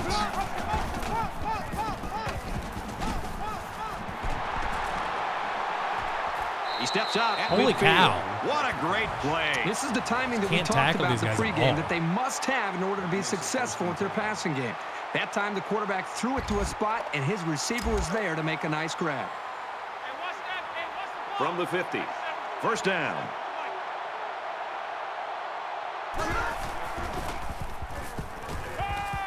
And it's caught. What impresses me so much is the guy's vision. He read the coverage perfectly to find his man for good yardage. fine. Let's run a cover. I want to run a cover 2. Yeah, run a cover 2. I'm gonna press.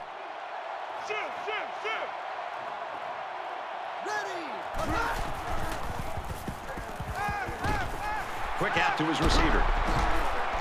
And he's taken down at the 28-yard line. I don't understand why it When you takes can move the ball why it downfield takes in so big much chunks like so much that, effort to you've got tackle the these defense guys. It's right really where you want 'em. frustrating. From the 28-yard line. First down.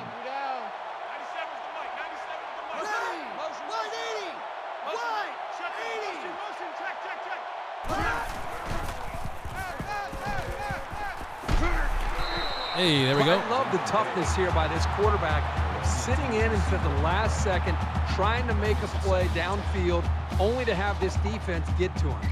He's got to do a better job maybe feeling things out a little bit, but at least he has the awareness and a cover toughness 6. to sit in that pocket. Second down and 10 to go. Ball on the 28-yard line.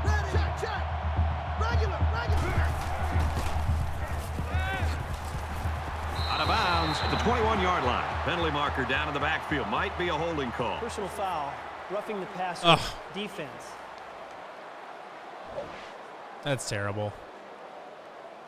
They're giving away Automatic 3 yards first and down. only making life easier for the guys on the other side of the ball.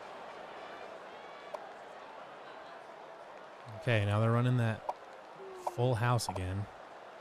I guess I'll First down, 10 do yards this. to go. I don't know. 10 yards to the end zone. I have no solution for this. And it looks like they're going to bring some heat. He's taken down right around the 2-yard line. The slant pattern good for about 8 yards on the play. That makes it 2nd and 2. Regular.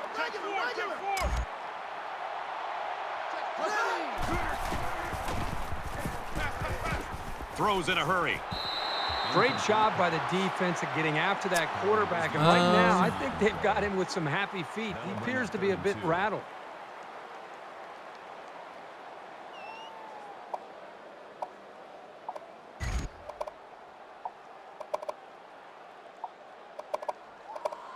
Here's the 8th play of the series. I want to run cover 2. Defense in their short yardage package. No, They sit tackle down. him there, and he's still going to be short. Iowa State's going to use their first time out of the half here. They're going to go for the easy 3 here.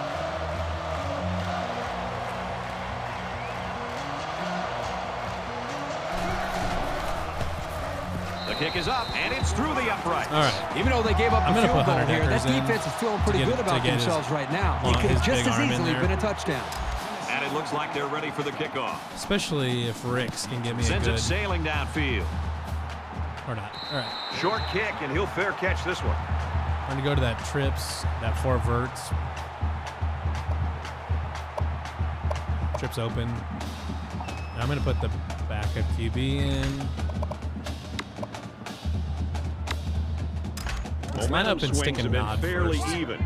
And with so little separation, this game can be drastically They're running changed zone right on now, just which 1 or means 2 that plays. more could get open.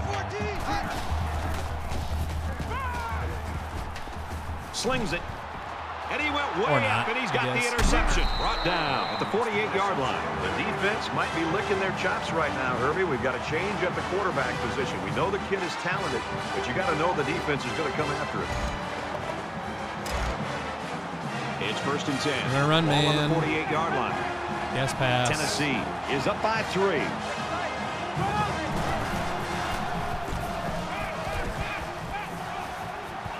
Here's a quick throw. Holy crap. And they make the stop at the 21. So what do you think of this receiver after that play? The Like, what are quarterback we made doing? a nice throw, but it was the receiver who made this happen. That's a great way to make a statement. Ready. 180. Where are Stays my inbounds to defenders? make a nice catch. This passing game can be very effective if you don't get enough pressure on the quarterback. They use their personnel well 41 and just can be went very nowhere. tough to defend. This is awful. 1st and goal from the 2. Let's see if they just don't try to power their way into the end zone here. Defense stacked in tight here. Pitches it. He's got the corner. course. Touchdown, Volunteers.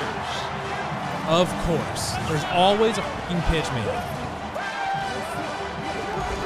The full house is it's unstoppable. Can't do And he anything with adds it. the extra point.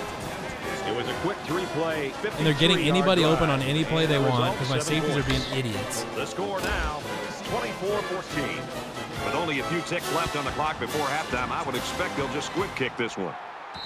Good move. He's going to call for a fair catch. And I'm pretty sure Tennessee gets the ball at half.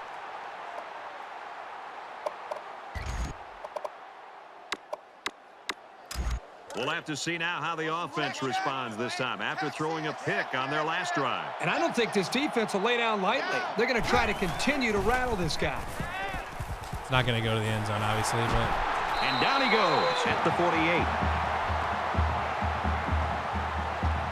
You can feel it in the air tonight as we're only 1 half away from crowning the national champions. Our halftime score. All right, Reese and David, welcome back, everybody. I need a turnover or something. My he sends this one deep. Can't do anything. This one's going to be down in the end zone for a touchback.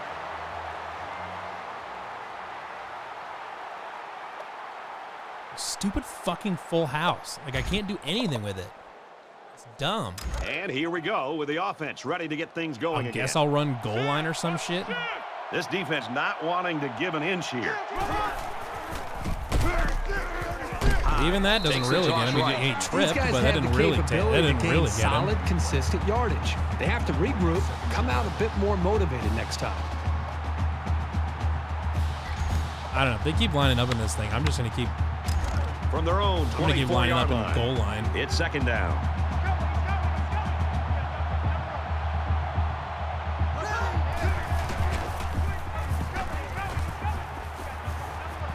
Slings it. That's a great tackle at the 40-yard line. That's good for a gain of 16 yards. First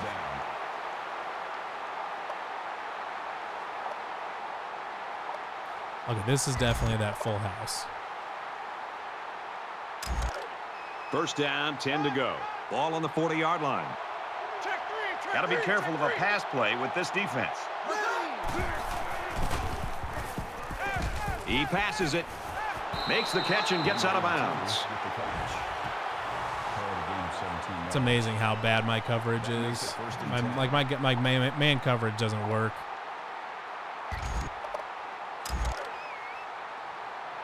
I'll just run cover 2, I guess.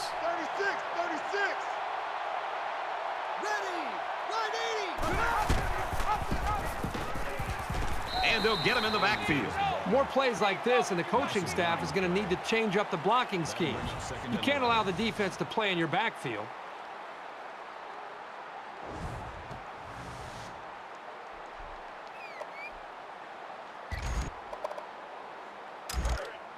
From the 44-yard line. Second down.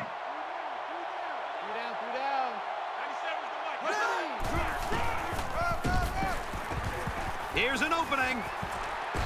Okay, they'll bring him down at the 30-yard line. So they go on the ground and pick up another first down. They are stringing together a nice little drive here. If they keep this up, it'll be hard to keep them out of the end zone. Honestly, I'm not entirely sure what to do.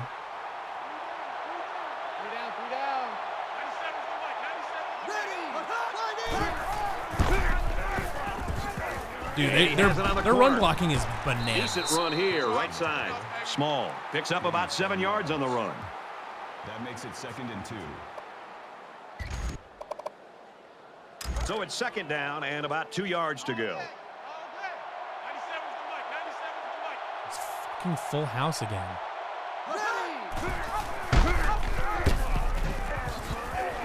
Back, and he's level at the 25-yard line. The quarterback decided to pitch it on the option, but the back had nowhere to go. Just a perfect defensive scheme for stopping that. They got to the option before it got to them.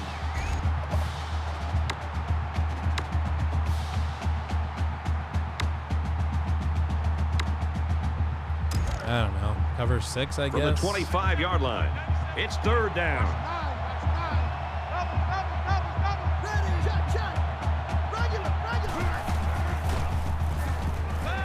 Slings it right. Dude, he's just wide open. The senior makes the catch. What? Like, what are my safeties even covering?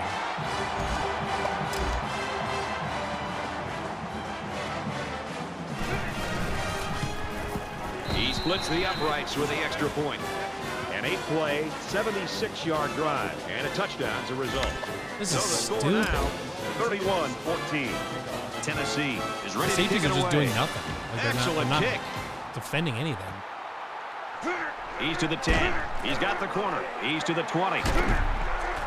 And he's tackled at the 34-yard line. Tennessee's a type of team when you look at them, it looks I don't really know what to do. Just feeds off itself.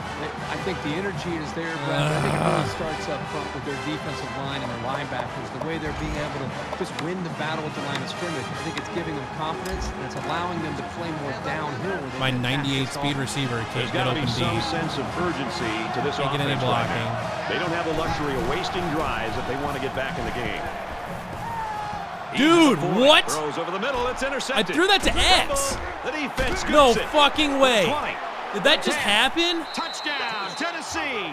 No fucking way.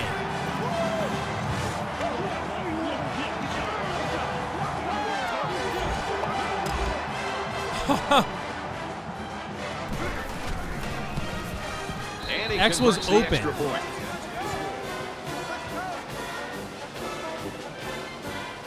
I don't understand this game at all. I'm just gonna put 100 Eckers in and just start just chucking it and just hoping that something happens. I don't know. I mean, this is nonsense. That was a horrible throw. I threw it to X.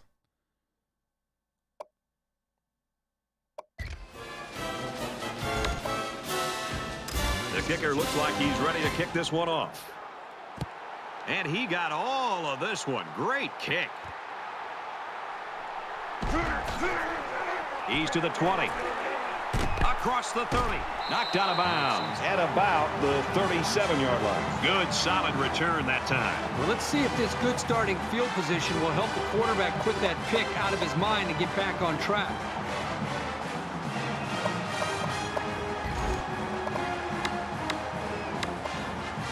It's going to be interesting now to see if this quarterback can put that last throw behind him.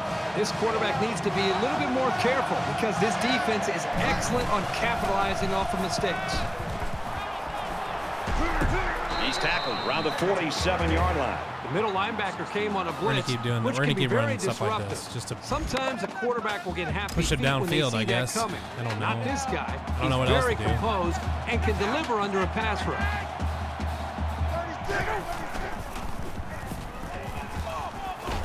Fires out to his receiver.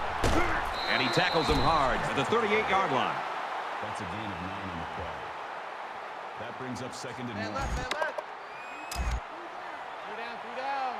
Hey, watch that. Check right 54. And he might want it all here and does. Can't connect. They tried the same pass play and it failed. Good was job here open. by the defense. They put an end to that obvious belief by the offensive coordinator that the play would have worked multiple times. It's 3rd down, and this offense is about 3 feet away from that first down marker.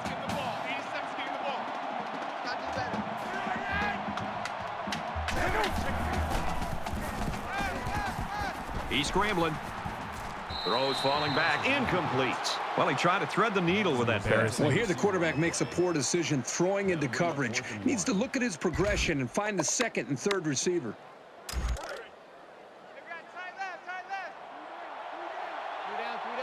This is kind of a surprising call right here by the coach. This is an obvious punting situation. The tight end's got it for a first down. I don't know who that guy is, but he's gigantic. That play could not That's have come at Rodgers. a better time. That was absolutely the perfect time to go with that play on 4th down. 91 is the mic.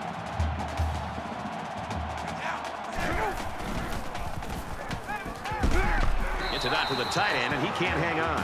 He might be dead. Rodgers, the intended receiver on the play.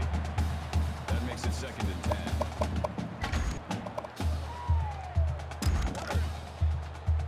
From the 32-yard line, 2nd down.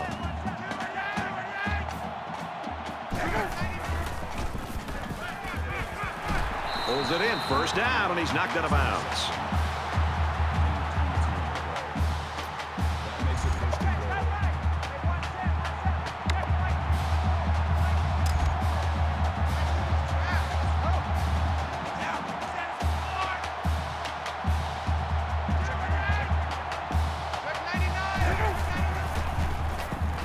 Fires quickly, touchdown. He brings his TD catch total to 10. We expected him to be a prime time target today, and I so don't think it far really he matters has if I been. can't do anything Great about their catch for the offense, touchdown. He makes the PAT. An 8-play, 63-yard drive, and they come away with 7 points. I'm gonna have to do that every single possession from here on out if I want to even have a shot. Leadership today. I'd be very surprised if he didn't continue to play well. Iowa State ready to kick this one off. The Volunteers had that hot hand on offense, and they just keep on going here in quarter number 3. The greatest thing you can say about these guys today is consistency. They are moving the football and putting points up on the board. They're going to be tough to beat. The offense is coming out on the field, and they haven't had any problem finding the end zone lately.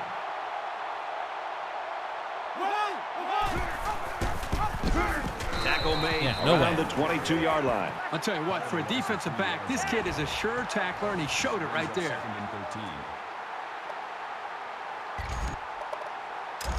From their own 22-yard line. Second down.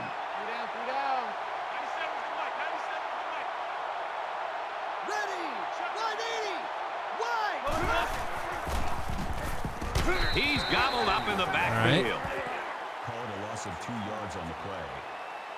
Third down.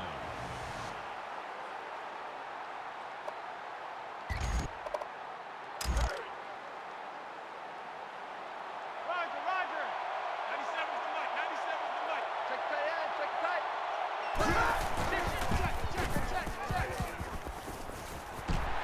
He's taken down around the 32-yard line. Oh, that's one punt. At the 32-yard line. That brings up 4th and 3.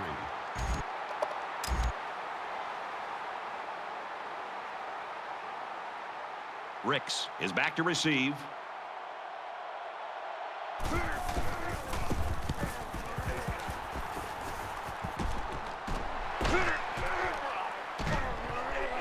He's at midfield. He's at the 4. Ricks. He's knocked out of bounds right around the 32-yard line.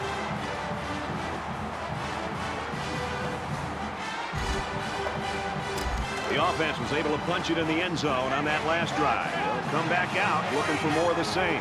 This quarterback right now is in a rhythm, and a lot of that has to do with his preparation. You can see right now. That was a terrible throw. Quick intercepted. It was a really, really bad throw. He came up with a fantastic interception there. Well, you know the quarterback is kicking himself for that one. He just made the wrong read.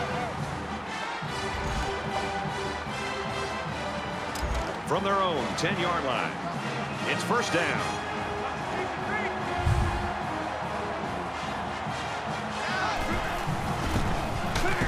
He's taken down at the 11. And he didn't get much on that scramble before they drilled it. Brad, that's a great way for the quarterback to get himself injured. He needs to be a lot more careful out there. Double tight.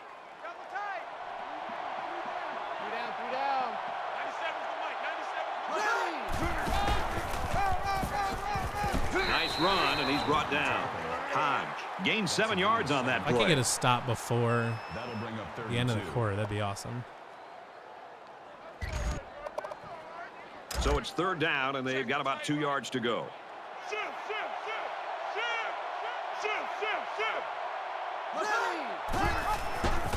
And he's tackled at about the 19. I'm actually going to call timeout here because taking their first time I can get a free play in right It at looked the end like of the he quarter. might pick up Almost ahead no of steam time and off get the first, but the defense collapsed on him before he could get there. I know it might seem like a silly time to use it. Hill is the punter. But this guarantees that only 4 seconds go off the clock. And I can get a play in and get the ball back. Who knows? Maybe Mark Ricks does something here. Ricks takes it at the 49. And down he goes at the 43-yard line. We are 1 quarter away from crowning the national champs. Our score through 3, 38-21, Volunteers.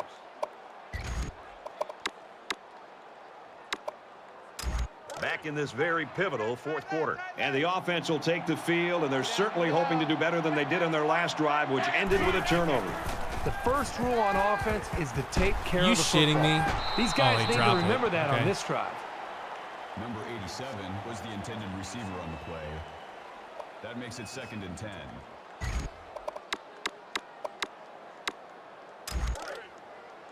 From the 43-yard line, it's 2nd down. 91 is the mic. I got him. And they make the stop at the 31. Gain of 12 on the play. First down. Roger. Check 91. 91 is the mic. Mike 91. Long way for you.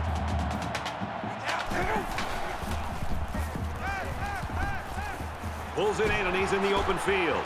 Hey, there we go. There's a touchdown. And he will That was score. a deadly spin move.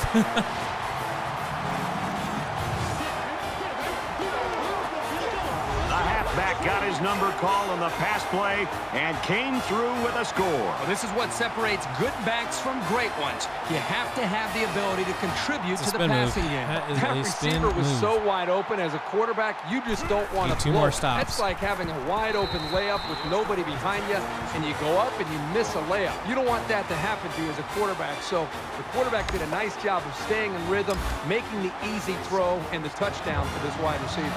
Everyone's all lined up and ready for the kickoff. McGuire fields it at the 2.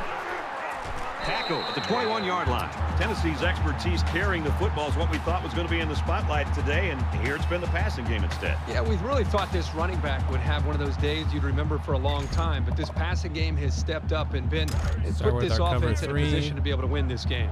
Both teams are well aware that a score on this drive is going to create an almost insurmountable lead. This defense has really got to step it up and make a stop. He laterals the ball. Tackled after a decent pickup. So he picks up about 5 on the option to the halfback. That brings up 2nd and 5. From their own 26-yard line, it's 2nd down. 3 down, 3 down. Check 9, check 9. There we go. And down he goes. Good stop. Right around the 22-yard line. 3rd and 9.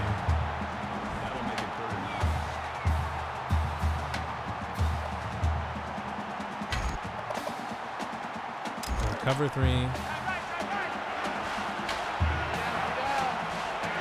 Outside. We'll have him go back.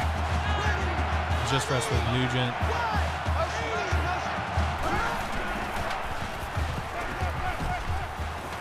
And he's hit immediately. Oh, you got to Another sit on catch, him. and he's up to 100 yards now. Even when he isn't open, the quarterback will still throw him the ball and just let him make a play. It really shows the trust that the quarterback has with his receiver. 1st and 10. Ball on the 34. They're showing blitz. Brought down at the 34. Called his own number on that one. I like the idea of trying to run that here, first but down was a defense really killer. made him pay the price for trying to run.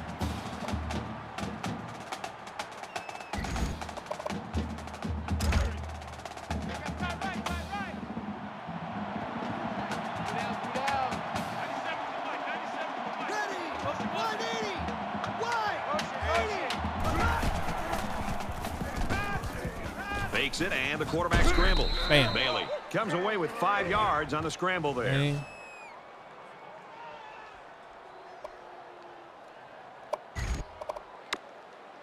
Third down again. Recover 2. Press. Guess pass. We're going there. Screen.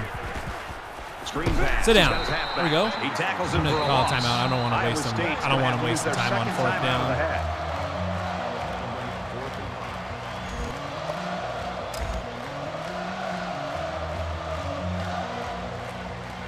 Hill to punt.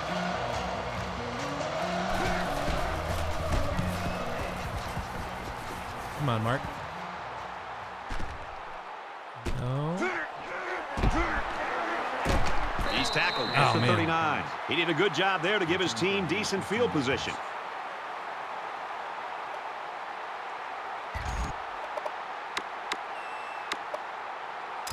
I'm sure that touchdown on their last possession's given them some confidence, but let's see if that carries them back down the field.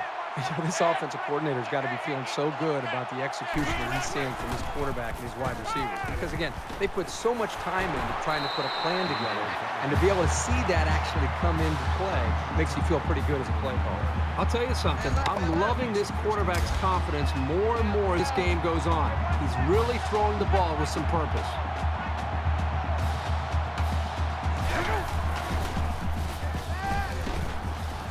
Release, tight end, incomplete. This is a well-prepared defense. They know where to be, and they know what their opponent likes to do. They play tight coverage as well. From the 49-yard line, 2nd down.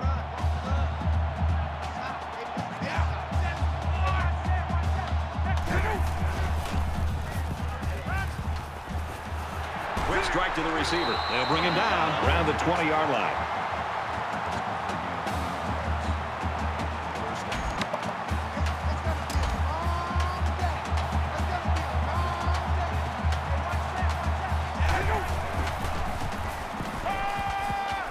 to the receiver, incomplete. Number 85 was the intended receiver on the play. That makes it 2nd and 10.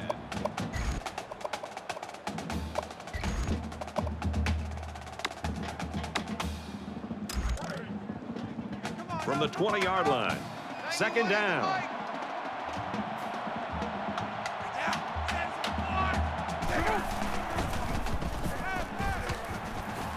Looks middle, got his back. He's tackled at the 19. Nothing going on that play. Well, here I think the quarterback needs to be a little bit more patient in the pocket. That way he can allow his receivers to get downfield a little bit before he throws it. Less than 3 minutes in the game.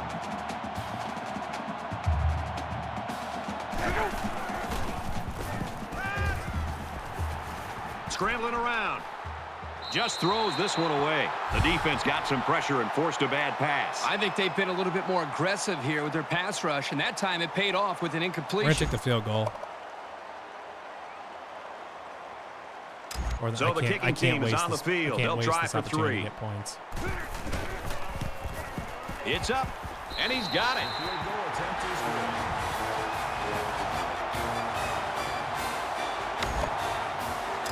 One stop. Iowa State gets set to kick this one away. He just drills this one.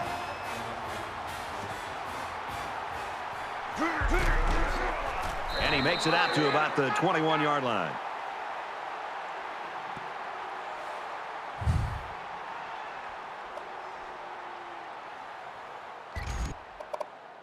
You know this is a real crucial time in the game. It could still go either way.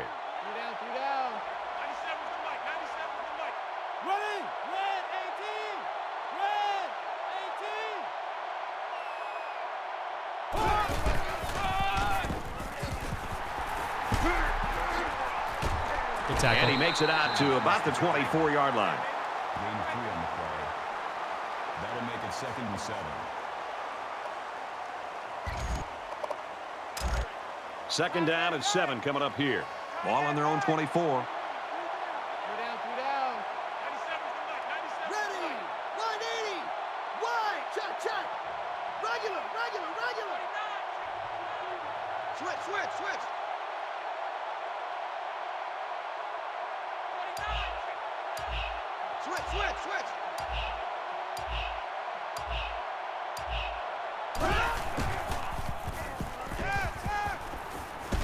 Open Dropped receiver, it, yes. no good. So not only did they risk an interception, but now they've given them more time.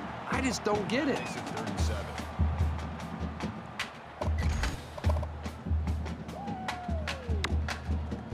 Run cover 2 From their safe. own 24-yard line. Don't feel confident about it at all. 3rd down. Just under 2 to go in the game.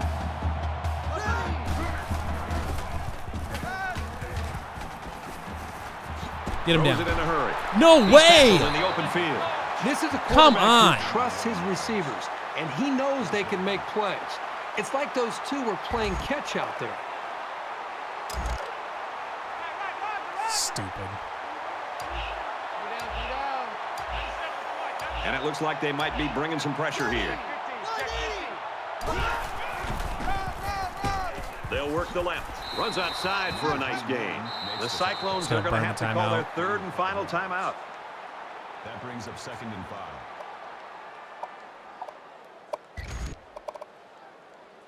5. From their own 40-yard line. 2nd down.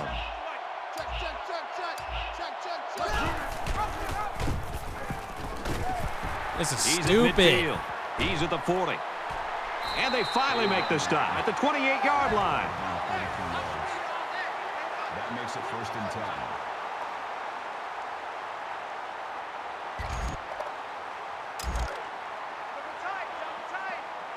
Best hope I got is. We should just see the quarterback take a knee right here, winding down the rest of this clock. The offense I lining can't up in a believe that victory wide receiver formation, broke and that he tackle takes a on knee. 3rd down.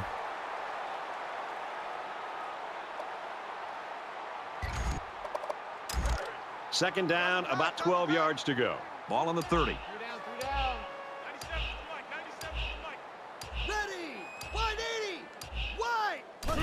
He takes a knee, looking to take some time off that clock.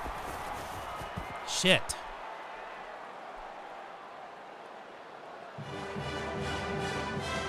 Tennessee is the national champion. Let's get Kirk Herbstreit's final thoughts on this one. Herbie, what do you got for us? I gotta be honest. I feel like I kind of got screwed out of some of that. It really couldn't have happened to a better bunch of kids. Bullshit ass full house They battled all year. But then, Whenever like, it got tough, they came together some of these and passes came out on that top. they were just now they're nowhere on top close. Of the polls, the world, everything. Random fumbles. Congratulations to our national champions. Heisman difficulty is truly you playing with both hands tied behind your back. It's insanity.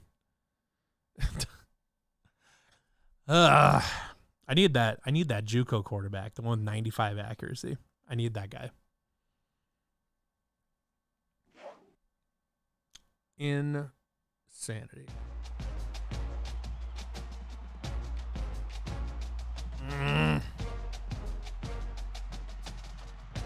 It's really frustrating because I could have scored earlier on that drive if it hadn't gotten picked off, like in the end zone or whatever it was, or right outside the end zone. If that throw wasn't total shit, or is that like the 10-yard line or something like that? If that throw wasn't complete shit, it would have gone to Goolsby. It could have scored a touchdown. That one throw from Jameson that ended up in a interception, fumble, which was recovered before the ball hit the ground and returned for a touchdown. If that wasn't a complete shit throw.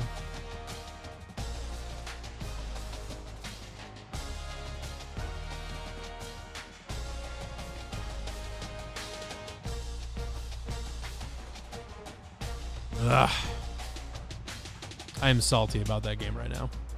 I'm very, very upset. Need to figure out this quarterback situation though, because my starter right now, like, I don't know, Jake Williams is fine, but he's just not good enough. I don't know if he develops a bunch in the offseason, that's one thing, but I need that JUCO guy bad. I'm assuming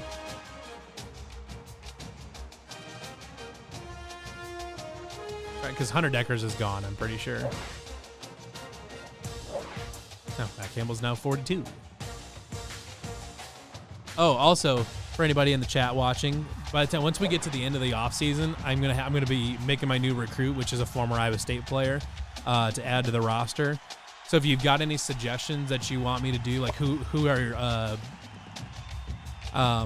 former Cyclone player / recruit, or current recruit is gonna be, definitely interested to hear your perspective. I've already created Ellis Hobbs, EJ Bibbs, Kelechi Osemele. Trying to think who else.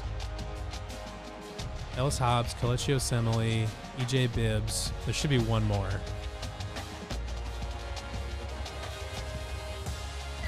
I can't remember who the other one is right now.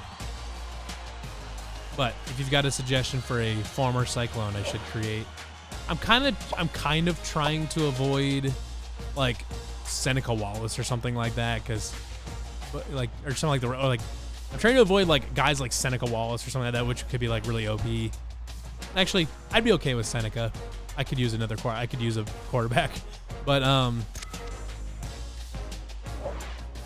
trying to avoid like newer players that were already on. Like, I'm not gonna make Breece Hall, or I mean, theoretically, I guess I could make Dave Montgomery, but he's pretty recent. Alan Lazard is pretty recent. It'd be kind of cool to see him in a black uniform, but I'm trying to kind of avoid those types of guys, like the really obvious ones. Oh wait, end of season recruiting. Oh, that's right. This isn't where I can actually. This isn't where we have like a ton of people here. Brownie says Ben Bruns. I just did an offensive lineman though with Kelechi Osemele, so I'm probably not going to do another offensive lineman.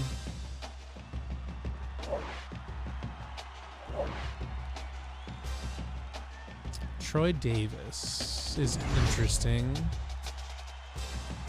Have not done a running back yet. Could be interesting. Yeah,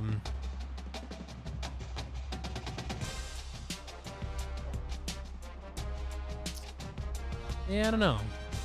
It's an interesting one. I'll have to see. Coaching carousel. If I lose my coordinators, I'm going to lose my coordinators. Nothing I can do about it.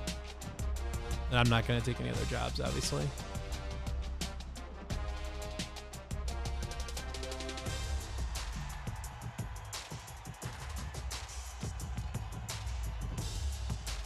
Trying to think who else I could do.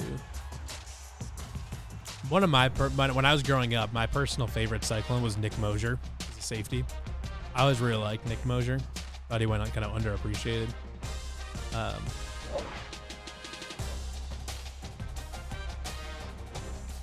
Actually, we also could make a new, like a current Cyclone that didn't make it, like a Jalen Knoll or Xavier Hutchinson. We could make Jalen Knoll, Xavier Hutchinson. I'm trying to think who else on the roster I'd be fine with adding, because they wouldn't have been on this roster when I made it. So it'd have been any true freshman from last year, or this year, I guess. Greg Gaines, Rocco Beck, you could make.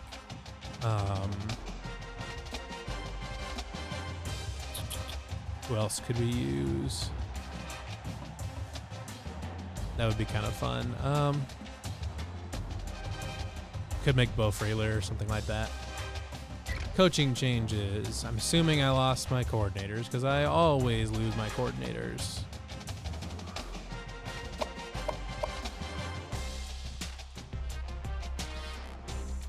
No way. I lost my defensive coordinator. Left for a new job. I lost my offensive coordinator because why wouldn't I?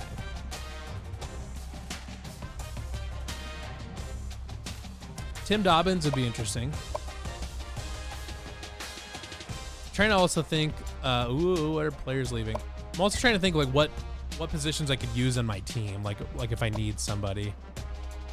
All right, Darren Pollard. No, don't declare.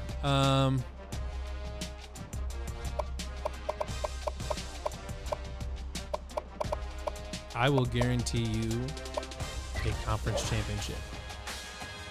All right, so he's staying. Good. Those guys are all seniors. Boys, that a lot of good players. Mason Chambers, Johnny Wilson, Jaquazi Sorrells. Whew. We're losing some good players. But I got Darren Pollard back, and that's the one I need to figure out. Todd Blythe is a good one. Todd Blythe is a good one. That's a good... It's not a bad option. Todd Blythe is not a bad option there.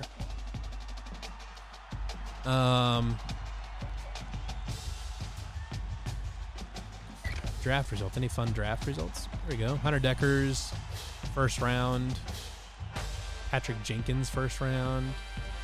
Aiden Bowman, 5th round. I had 2 quarterbacks drafted in the same draft. That's hilarious. And neither of them started. I had 2 quarterbacks taken in this draft, and neither of them started. That is hysterical to me. Cole Peterson, the 6th round. Tyler Miller. So I feel like Cole Peterson should have got better, like better than 89. But transfer requests. That's insanity. How does nobody want to transfer to a national championship squad or a national championship adjacent squad? All right, let's go to recruiting.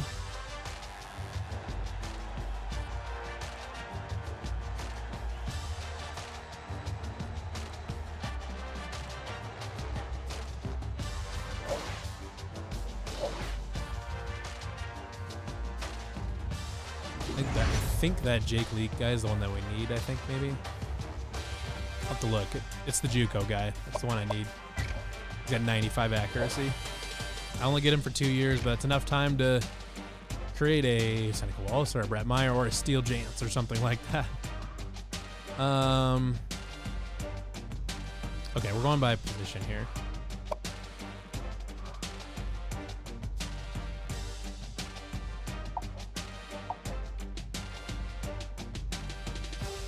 .87 speed, 82 throw power, 80 throw accuracy. He's at 86 speed, but he's got 95 throw accuracy. That is bonkers. He's a JUCO, so I only get him for 2 years. But holy cow, would he be great.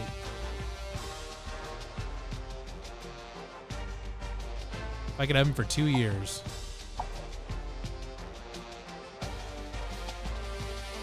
So I'm trying to figure out why his rating is as low as it is. He's only 82 throw power, though, which is kind of a bummer. But all these guys all have 82 throw power. They're all freshmen.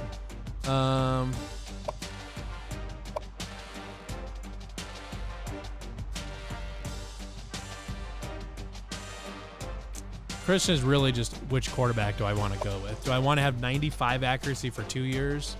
Or do I want to try to build this guy up?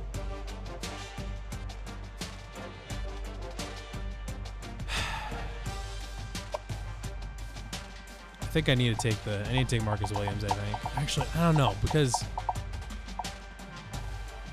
Jake Williams should theoretically, you know what, I'm just gonna put 2,000 points into Marcus Williams and I'll put 2,000 into Jake Leak. Second, I'll just try to get both. Why not? I'll put 2,000 into each. If I get one of them, I'll be happy. If I get both of them, great. I can have Marcus Williams for these 2 years and just redshirt the shit out of Jake Leak. Brett Myers is another one I kind of thought of. Would be pretty fun. I honestly might base that whether or not I make a quarterback based on if I get Jake Leak or not. Because if I do get Jake Leak, I don't know if I'll make Brett Meyer because I'll have some quarterbacks to play with already. But we'll see. Congratulations to me for getting that running back without even trying. All right. Yeah, he's already committed. Okay. Do I really want this guy? He's a 72 overall. 92 speed. 85 acceleration, so that's good. Only 71 release. 6 foot, 190 pounds. I'll put a few points into him. I'll put 1,000 in. I don't know if anyone's going to swoop in and get him or not, but I'll put 1,000 in.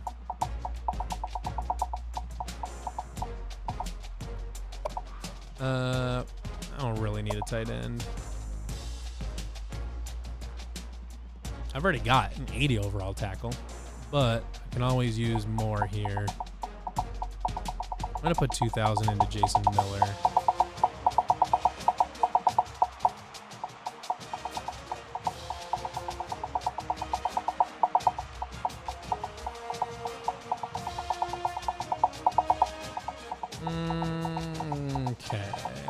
Grab Jason Miller.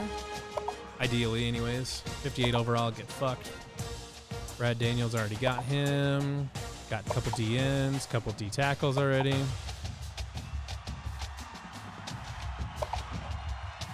Couple linebackers, couple corners, safeties, kickers, punters, athletes. Already got all those guys locked up. So it's really okay. I've got points to throw in.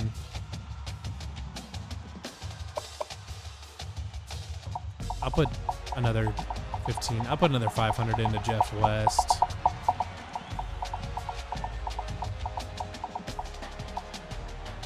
I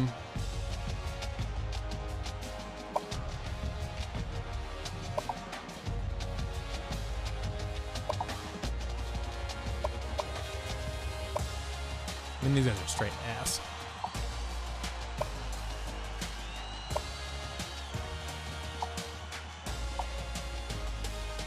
I think we'll be fine with 2,000 points. I'll put 3,000 in. I want the JUCO no matter what, even if I don't.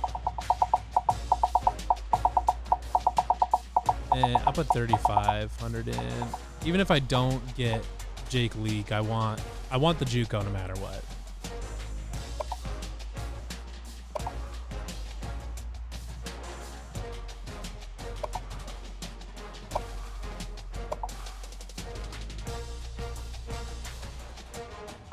I'll jump up to 2,000 here. I could just put the rest into that tackle just to get, I could get 279 plus tackles in this class. Just lock down that tackle. I'll have an 80 and a 79 tackle from this class. Yeah, why not? Or drop to like 3,000 and just find a recruit that I'm not that far out on or something like that. Like pull somebody off a board, off the remaining uncommitted list, and just plop like 4,000 points into him or something. Let's put 3,000 into this guy, into Jason Miller. Yeah, we'll put 4,000 in.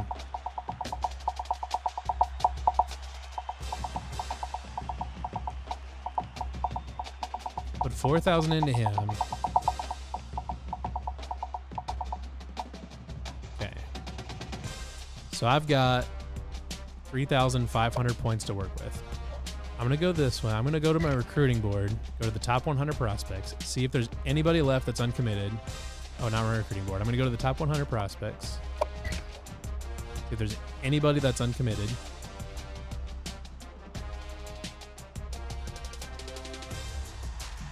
The number one receiver is uncommitted.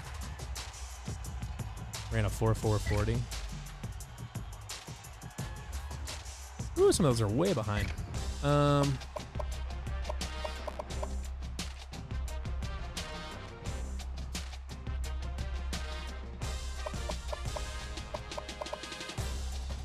They're saying he's an 80 overall receiver.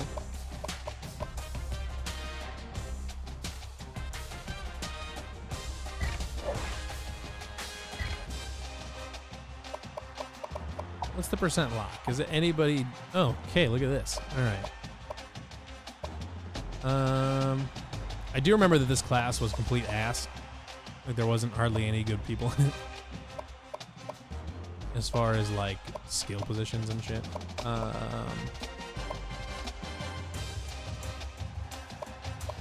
So these are the only players that are not locked yet. It's a 4.38. I'm going to target him. I'm going to put 4,000 points into him.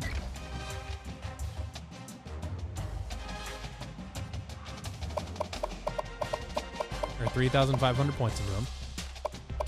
We're just going to see what happens. Offer him a scholarship, 3,500 points in.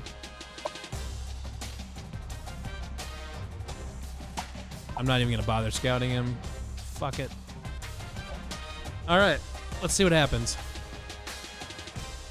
Maybe I can just sneak in and grab the number one corner in the last recruiting week of the offseason.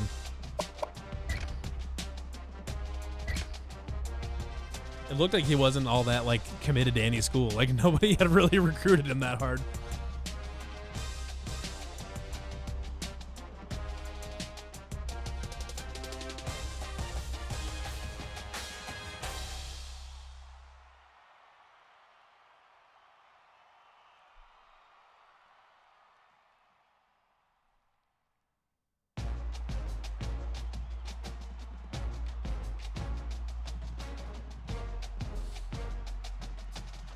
Oh, it is impossible to find that, to follow that. Marcus Williams, we got the JUCO, we got the right tackle. We didn't get the corner, unfortunately. Jake Leak went to Arizona State. Jeff West went to Texas Tech. Steven Wilson, I didn't even put points in him. You know what, I don't even care. I didn't put points in him, but whatever.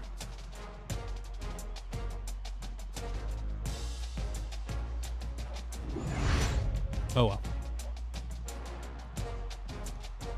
In the end, was probably pretty unlikely that I was just gonna swoop in and take that number one corner.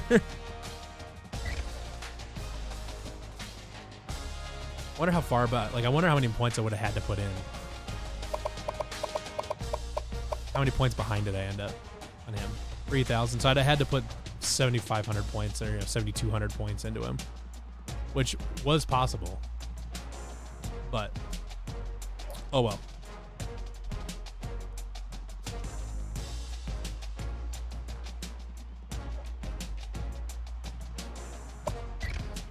Advance to the next stage. Position changes.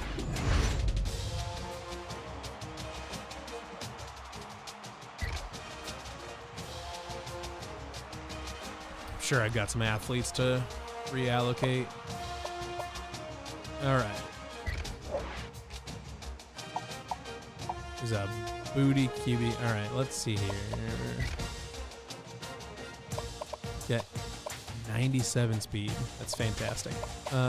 85 speed. What's he got for other stuff here? Catching. So anybody that says anybody not a catch. So pretty much all these guys theoretically could be receivers. Josh Burton and Joel Covington probably aren't.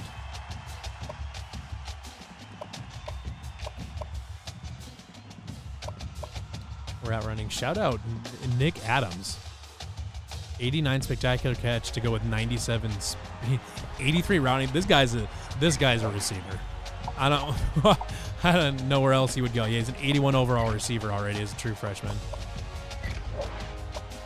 I don't think I need a lot of safety. I mean, actually, I'm gonna just check my safeties. I think I've got a bunch of safeties. I might honestly move some safeties around. I've got a lot of corners too.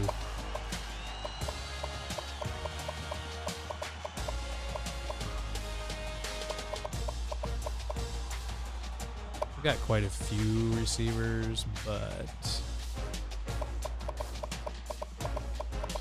probably just put them at their highest overall position, I guess.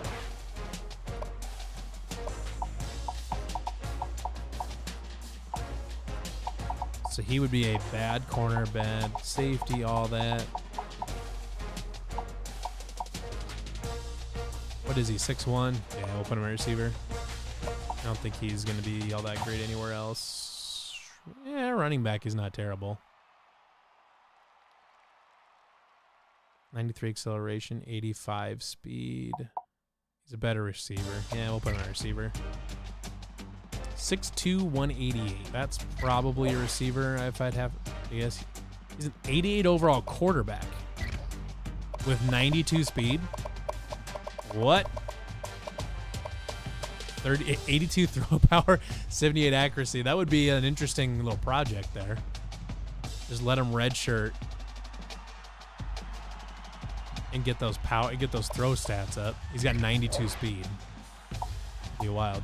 78. So it's not impossible that his best position is quarterback, and it is for this. Fuck it. Quarterback. All right, what do we got here? 72 running back, 73 receiver. 72. He's bad on defense. He's real bad on defense. 6'1", 218. Yeah, put him there. So this guy's defense. Yeah, 71, 72. 71 linebacker. Oh, he's 6'4", 235. I didn't realize that. 88 speed. Oof. Okay, let me check this out, because 88 speed at a linebacker spot is pretty good. Got some players out at our right outside. Sammy Griffin. He's a freshman. We'll probably have a freshman there. MLB, middle linebacker. We've got two seniors there, and those guys are red shirt. Got a freshman there because he's a gem. I'll have a okay. So he's probably gonna go. I'm gonna send him to middle linebacker maybe. 6'4", 235. That's a big ass. That's a big ass safety. He's 71 linebacker. That's a big safety. 235 is a huge safety. But I've also got a lot of safeties. Let's do middle linebacker. All right, is there anybody around here that would be better somewhere else? This guy, he's a scrambler and he's got 78 speed. I don't even know what we're doing here. He's probably gonna get cut.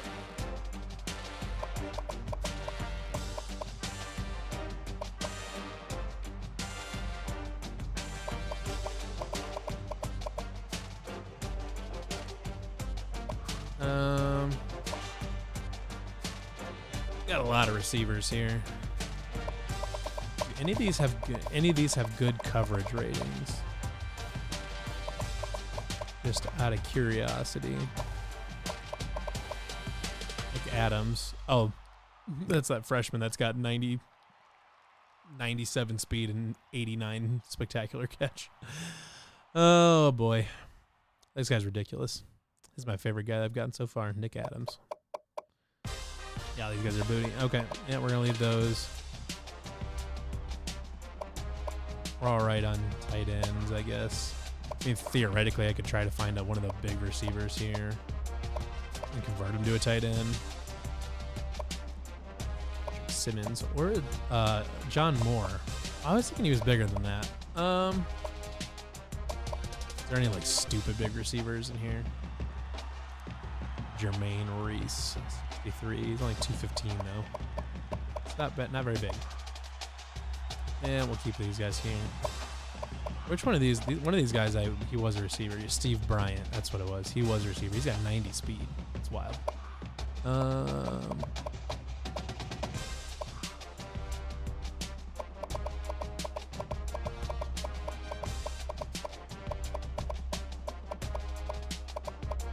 Any of these guys have good blocking? Not really. Okay. We're okay with all that. I think we'll probably just move on now that I've got my athletes assigned.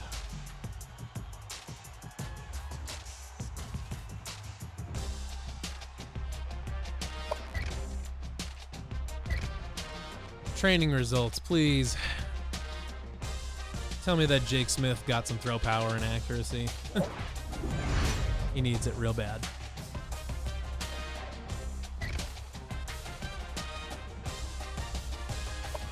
Start here. Jake Williams.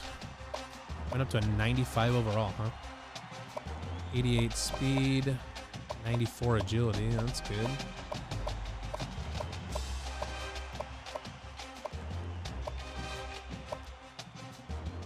'88 and 88.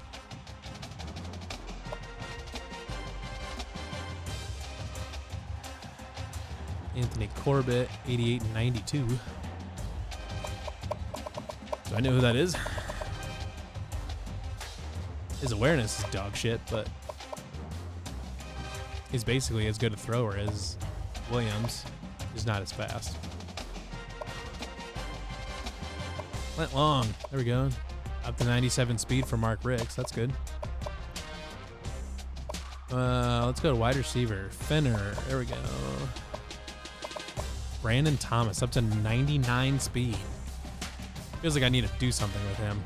I don't know what, but I gotta do something with him.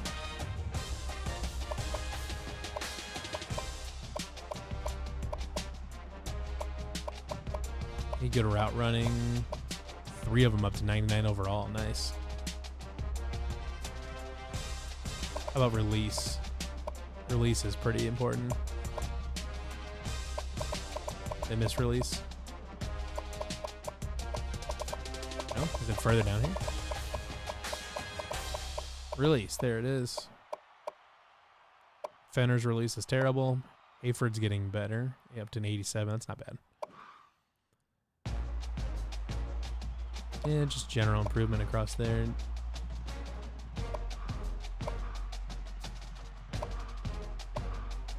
Do I really not have any left guards on my roster? Did I just forget to move somebody?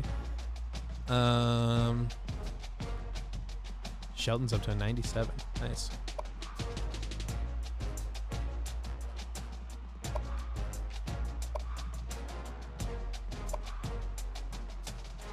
Ellis Hobbs up to a 93 overall. Like that. Like that a lot.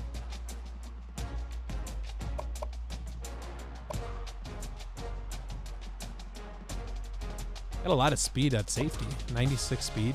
93 speed for Darren Pollard. Kicker's up to a 96 overall for reasons unknown.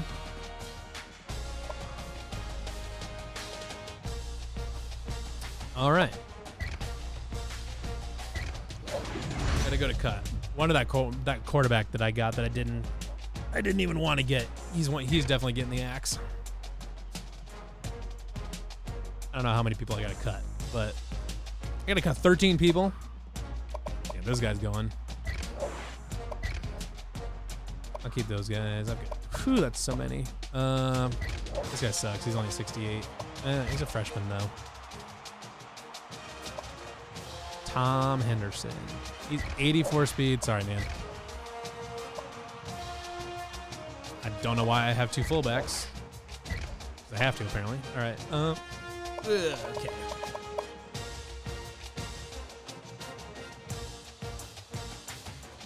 .83 speed is just not gonna cut it. 85 speed barely cuts it. Because a bunch of those guys are gonna get red-shirted.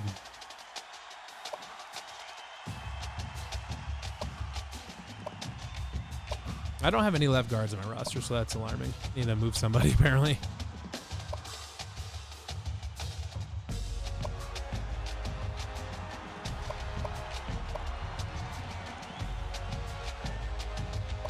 Defensive ends. I've got a lot of defensive tackles.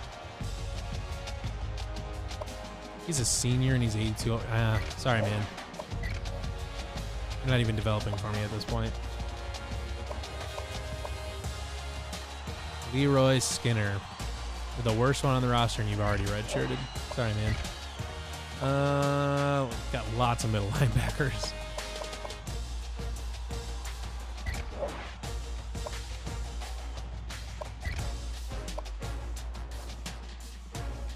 This guy's never gonna play.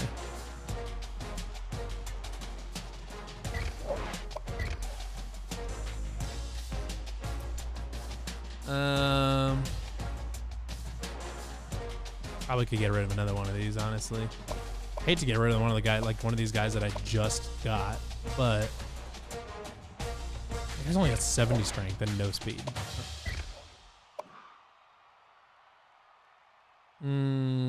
Let's see here. It's a lot of right outside linebackers. That guy's the worst one on the roster, and he's already redshirted.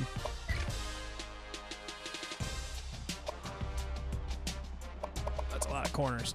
All right. Jacob Jones, you are way buried, my dude. I have so many good corners. My 6th corner is 80 overall.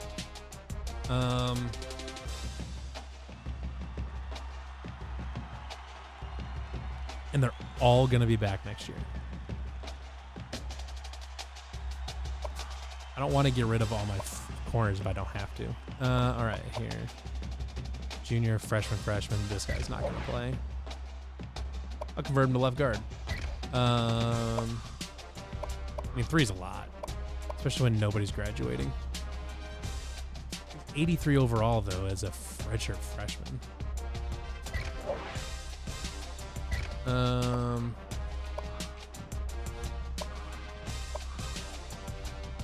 Still need to cut 3 more. I have fears that I'm going to have to cut one of my corners.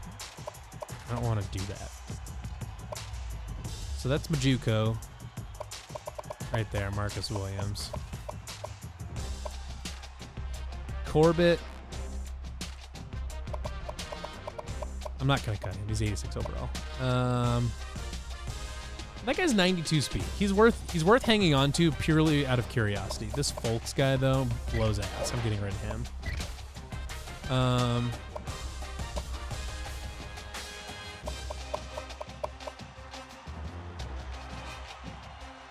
69 overall. You're gonna get. He's never gonna play. I will get rid of one of. I will begrudgingly get rid of one of my corners. Honestly, this guy though, because he's 66 overall, he's like 84 speed at corner. That's just not gonna cut it. All right. Custom conferences. Finally, don't have to change anything because I've got the new Big 12 in.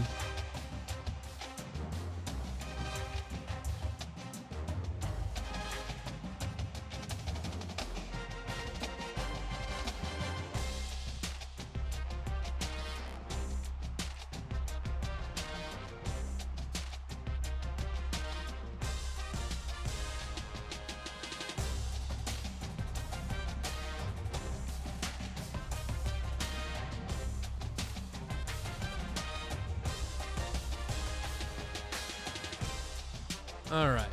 If anyone can see my dog. Coco.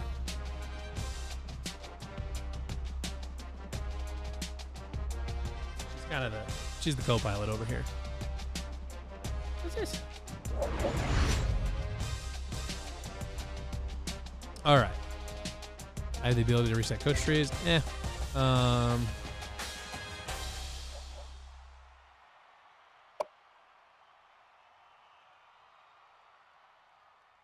have a level 6 defensive coordinator, so that's great.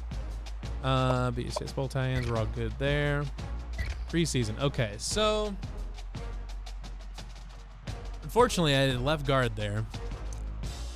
And Clutch Assembly was a tackle, but I could have moved him into guard to play his NFL position. I could have used that.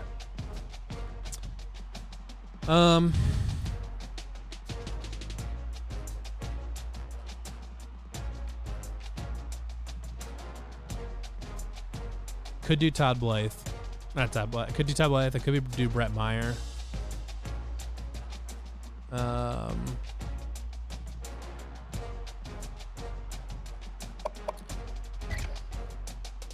All right, I'm going to put a vote out for anybody that's watching. You can either do Todd Blythe, Brett Meyer. I don't know. I don't need Todd Blythe. I've got tons of receivers. I'll do Brett Meyer.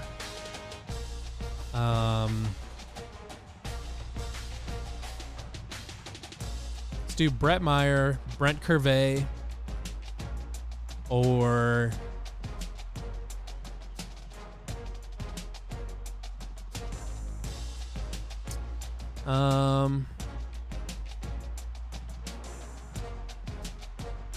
Brett Meyer, Brent Curvey. I was going to give the third one. Or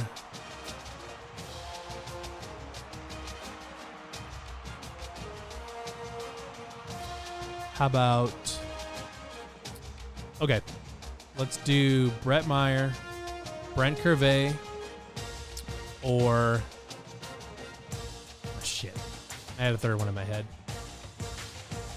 Might be picking between those two. But either way, let's go to quarterbacks. Let's redshirt Josh Burton. I don't want to redshirt the JUCO, but I guess I might as well. Because I could bring in Corbett. He's actually a little bit more accurate, so if Jake Williams is being an idiot, I can bring in Corbett, and he's still got 92. Then I can save my JUCO for a couple years while I develop a quarterback, probably. So I'm thinking I'm going to make Brett Meyer. Good there. Receivers. I've got lots of. I'm gonna redshirt John Moore only because I want to get Brandon Thomas on the field with his 99 speed. These guys can get redshirted. Should I redshirt Nick Adams or keep him? You don't really need more than 4 receivers, but you kind of do.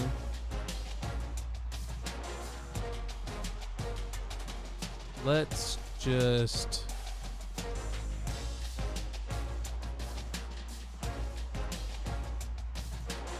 we'll keep those 6, I think. I really want to use Nick Adams and get him on the field. I also don't want to burn him. We'll do that.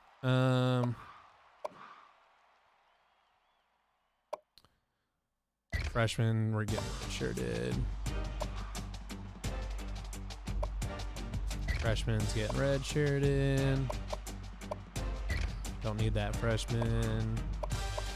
Don't need him either. Don't really need either of these two. Don't need him. Don't need those two. Don't need him. Redshirt those two.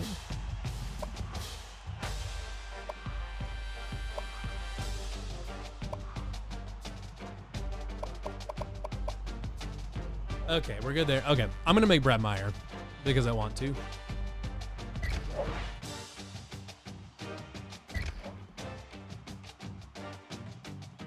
Could also make Rocco Beck.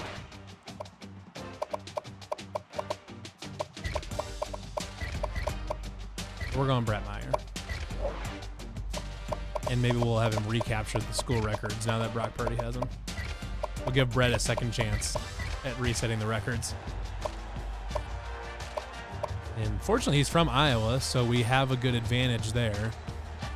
That we'll have a really good shot at him just for being so close. He's from Atlantic. I don't know if that's even an option. There it is. Atlantic is an option. Look at that. Let's look up Brett Meyer's measurables. I don't know what like height and weight or anything he was. Brett Meyer, 6'3", 211 is what it's saying.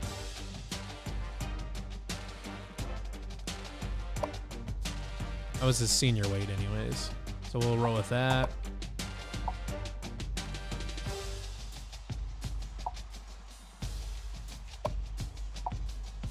No, that's fine.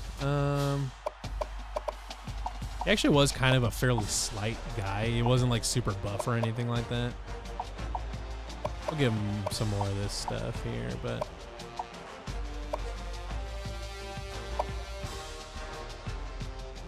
he did rock just the standard 2-bar, or just a 2-bar, I should say, not literally standard 2-bar, but.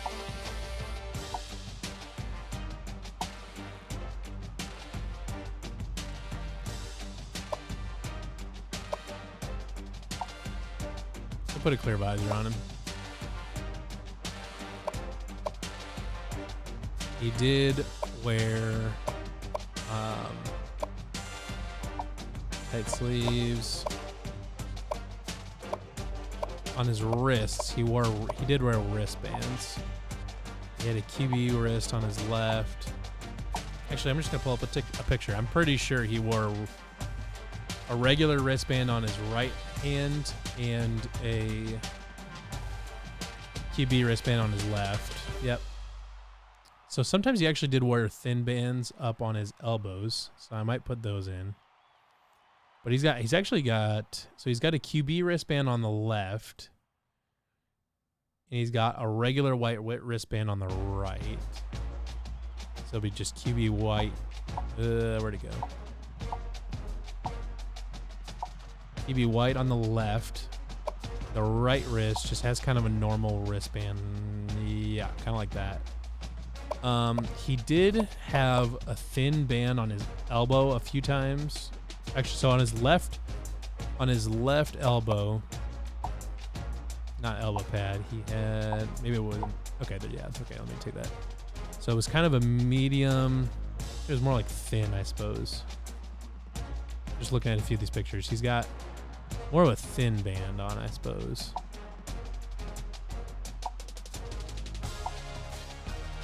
Something like that. I don't see anything on his right arm. He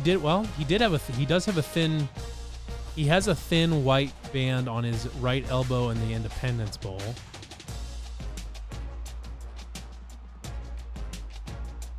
He doesn't have it on, he's got another one on there. I'm gonna put a sweatband, or I'm gonna put a thin.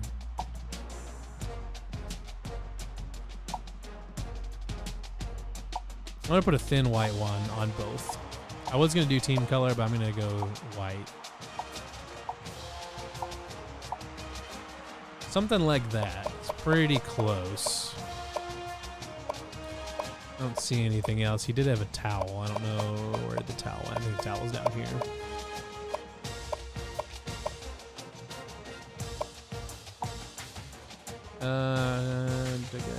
He wore a Nike low cut. I actually see that. I can verify that in the drawings. He wore a Nike low cut shoe. What is socks? He wore Cruise, so something like that.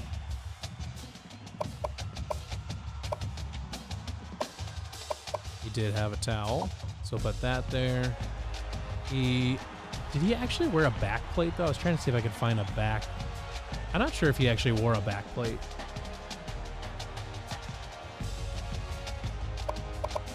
wonder if it's possible to get rid of that turf tape.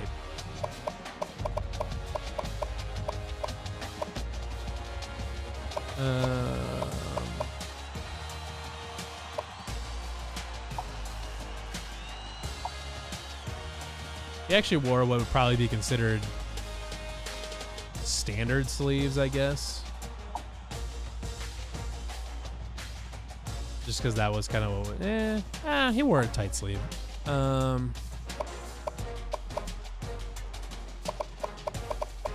I don't know if he ever, yeah. Oh, he's got a clear visor on some of these, so I don't feel weird putting a visor on him.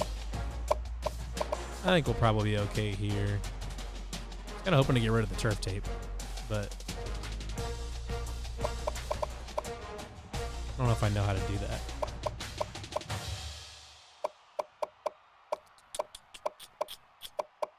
Yeah, I really don't see. Oh, wait, there we go. I don't really need those, but did they just stick turf tape on everybody? Like, like, is this part of this mod just everybody wears turf tape? Whatever. All right, skills. Speed. Brett Meyer was a good scrambler. He wasn't like super fast, but he was definitely fast enough. We'll start him out like an 84 speed. Strength is whatever. He's a quarterback. Agility. Fairly agile guy. We'll put him like 80. Acceleration I usually put right around speed. Just to kind of correlate there. Awareness. Did a good job avoiding picks for the most part, so we'll put him up here, and he'll develop as he gets older too. And break tackle, I don't know how much you really want to put these up here. Elusiveness, decently elusive. Not gonna blow you away or anything, but decently elusive.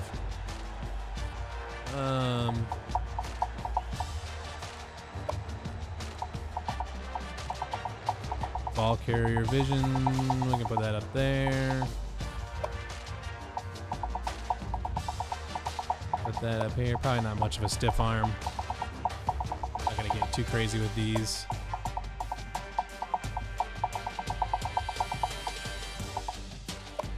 Carrying. I don't know what his fumble rate would look like, but I'm putting this up here because I'm tired of QBs just fumbling for no reason. Throw power. I think he had like a decent arm. Not like anything that's going to blow you away, but a decent arm. We'll start him at like... I'll start him at 90 throw power, and then... I don't know why I put tackle up there. I'll put him at 90 throw power. I don't know, that's kind of a lot to start with. Yeah, I'll put him at 90 throw power, and we'll keep him... He was a fairly accurate guy.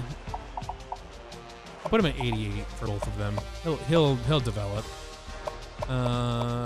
Pursuit, play recognition, press release, impact blocking, return, stamina. Started all 4 years at Iowa State, so I think that's deserving of 99 on stamina and injury.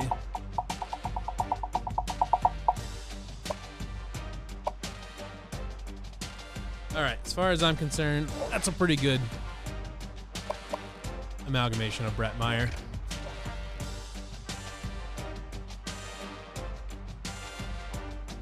All right, let's get our recruiting board set up. We'll skip to recruiting because we already created our prospect.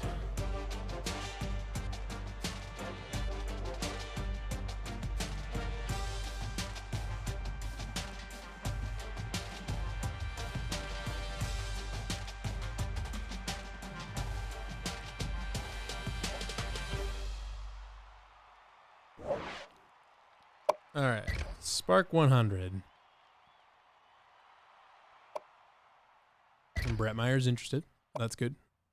The number one athlete ran a 4.34, so that's interesting. There's a ton of speed in this. Holy cow. Look at all these people here. Running like under 4.4 for like almost all of these. It's crazy. All right, let's go through these one by one. We already got Brett Meyer. Let's just target another guy. This guy's fine, just to have as a backup. Actually, instead of a scrambler, let's get a pocket passer. Someone that can get like a ton of throw power and accuracy. All right, well, we're already up here for halfbacks. So let's grab both of these. That halfback ran a 4.38, so I'm going to grab him. All right. Got him interested.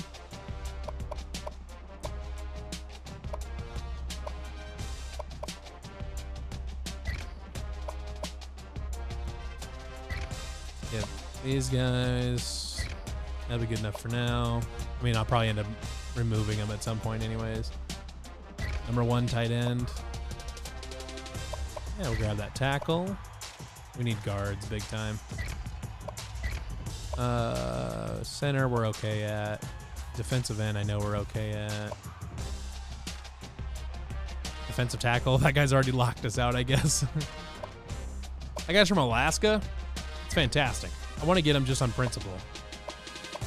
I want to get a pipeline to Alaska.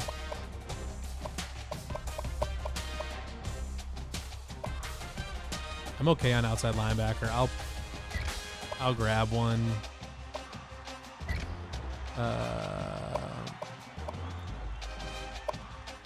I'll grab this middle linebacker. I'll grab 2 outside linebackers, 1 for each side. Corner. I've got some good corners, so we'll keep those. They're both fast as shit, though. I'm going to put them both in. Safety, I'm kind of covered for a while, but I'm barely interested in number 1 safety and the number 1 strong safety, too. Okay. So we're on 22 to 35 there. Let's go grab the rest of the 4 stars. Anybody that's 4-star or better that is interested in me. Minimum caliber. 4 stars. Has interest in Iowa State. We're in the top 10. I'll go for it. Oh, my whole ass recruiting board with 4 stars. Athletes are always good. Got a lot of receivers. A lot of receivers.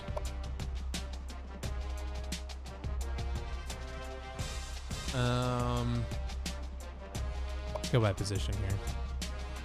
Couple quarterbacks.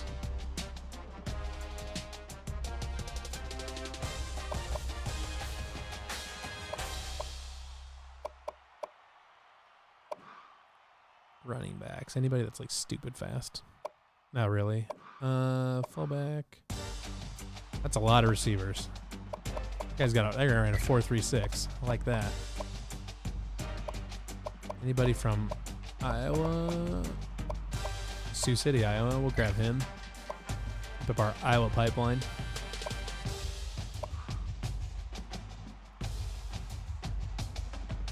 I've already got 1 tight end on there, but yeah, we can throw him on. All right. Tackle, guard. Let's get this guy. Center. He's 6'7" as a center.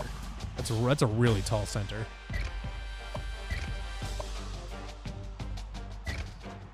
We'll grab that guy.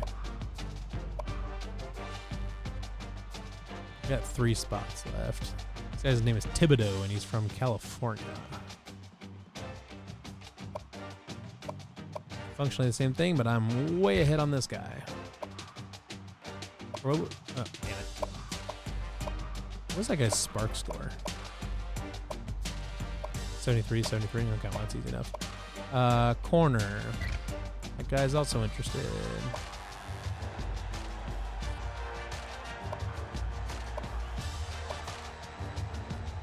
Are any of these guys huge? 6'3", 265. This guy's an athlete. Let's recruit him.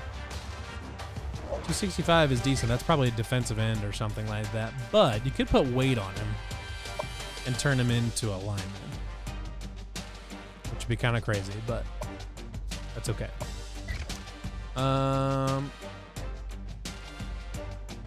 Let's just go by position. Scout. Yep, I already said all those things, so that's cool. 92 overall. Scout the other guy. Okay.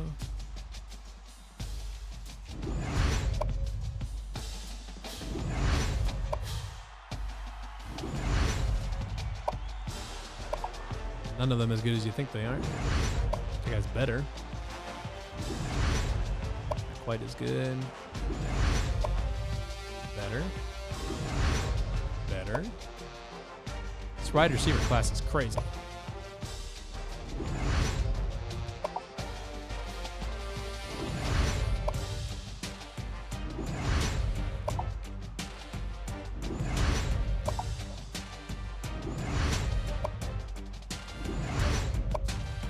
Couple good guards.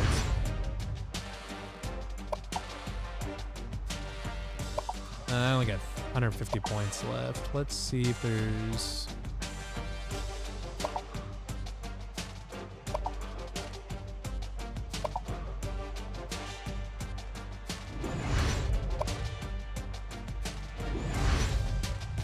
.96 speed, 90 zone coverage. Wow.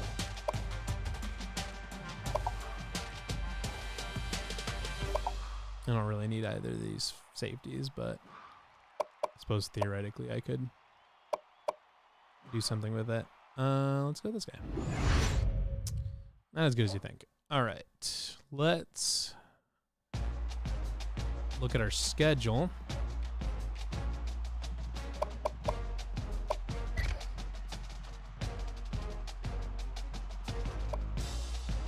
Navy. No. Let's go find Tennessee again and play a home game. Get our home and home with Tennessee. I found it. Tennessee at home. Akron.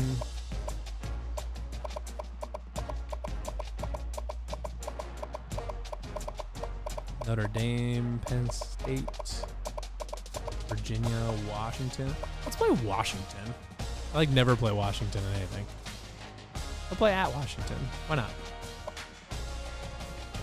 Versus Indiana, I guess. Sure.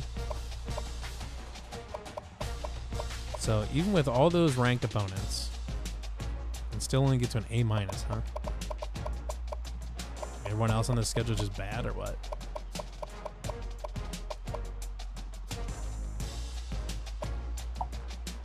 Even if you flip to at Tennessee, it's weird. At Washington, let's tell Indiana to get bent, and we'll go to play Notre Dame, Virginia. Let's make that open.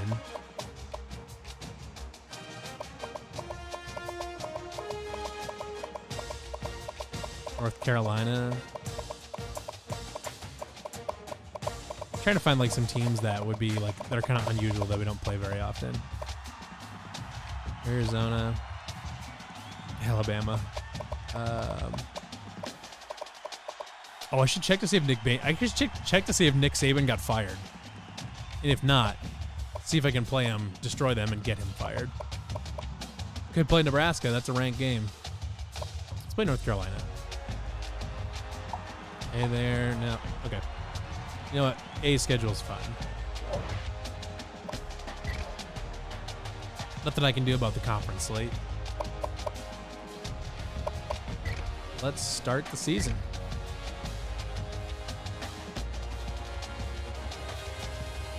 Then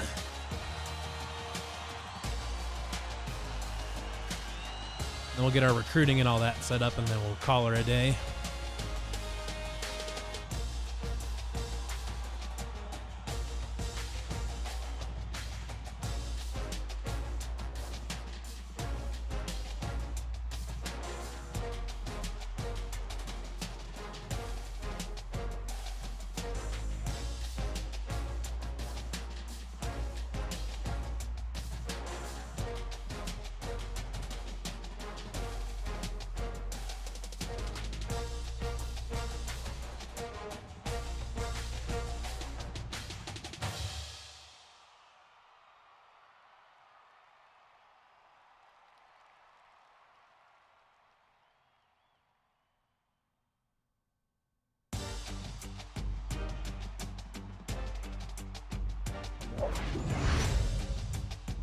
All right.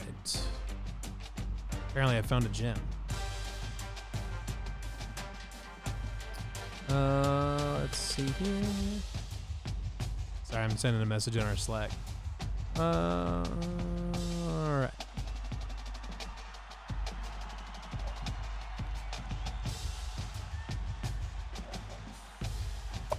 Let's go to recruiting and see if we can hit our saving factor on anybody. Knowing full well that target number 1 is Brett Meyer, so I'm going to put points on him. Nope, didn't get there. That's right. What are his bonus points? Pro potential, conference prestige, proximity to home. Not sure how that's not an A+, but that's okay.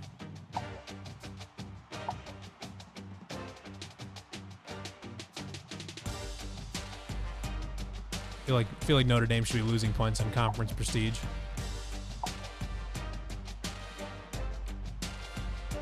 All right, let's reorder. Or can I don't want to do that. I want to sort. I want to sort by overall.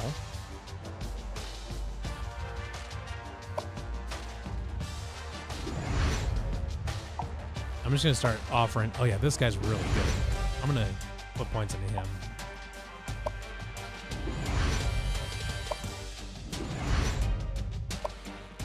I'm supposed to have like a 20% shot at getting these commits, and I feel like I never get any of them.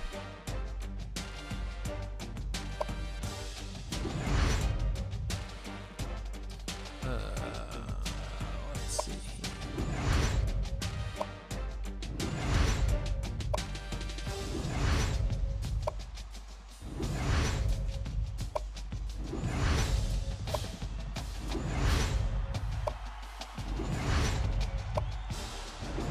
How am I not getting any of these?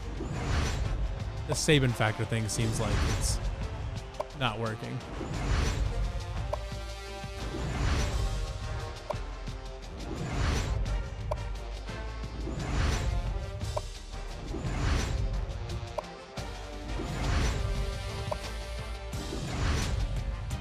Like, do I have to be in the lead for somebody?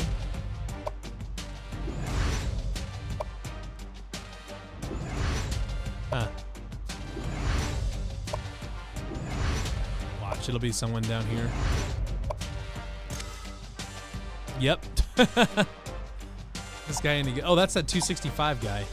Okay, well, that makes it easy enough. There's another one. Well, I got a guard. That's good.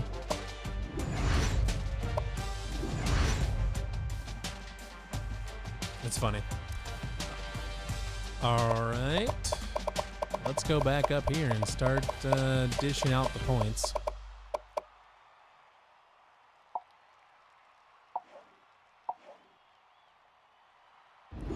Scout him. He's only an 80 overall, but he's got 94 pay. He's got 94 speed, 78 route running. Definitely not a quarterback. He's not a safety. He's just a receiver. But he's like okay. He's not like a blow you away receiver or anything like that.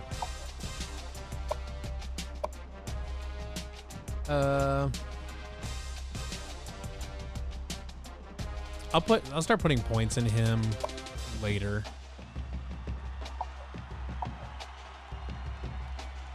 .93 speed. We got 93 speed, 68 catching traffic, 86 route running. It's all right. Let's put it positions of need. Let's look at that. Team needs.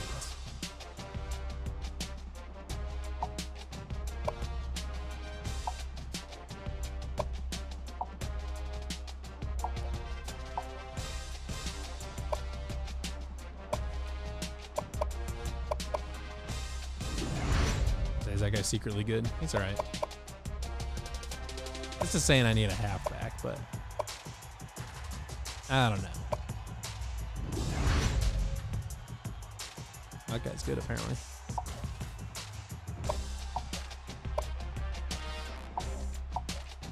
This is the number one halfback, I think. 92 speed. All right. 92 speed, trucking, juke moves fine. Catching 63, it's okay. I'll try to grab him.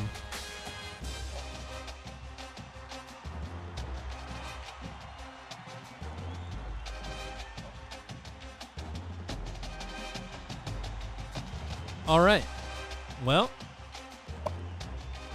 I think that's going to be about it. Thank you, everybody, for watching. See the conclusion of Season 5 of our College Football Revamped Dynasty. Unfortunately, lost that bummer national championship game to Tennessee, but we'll try to go into Season 6 and see if we can lock down Brett Meyer and see if we can win a title.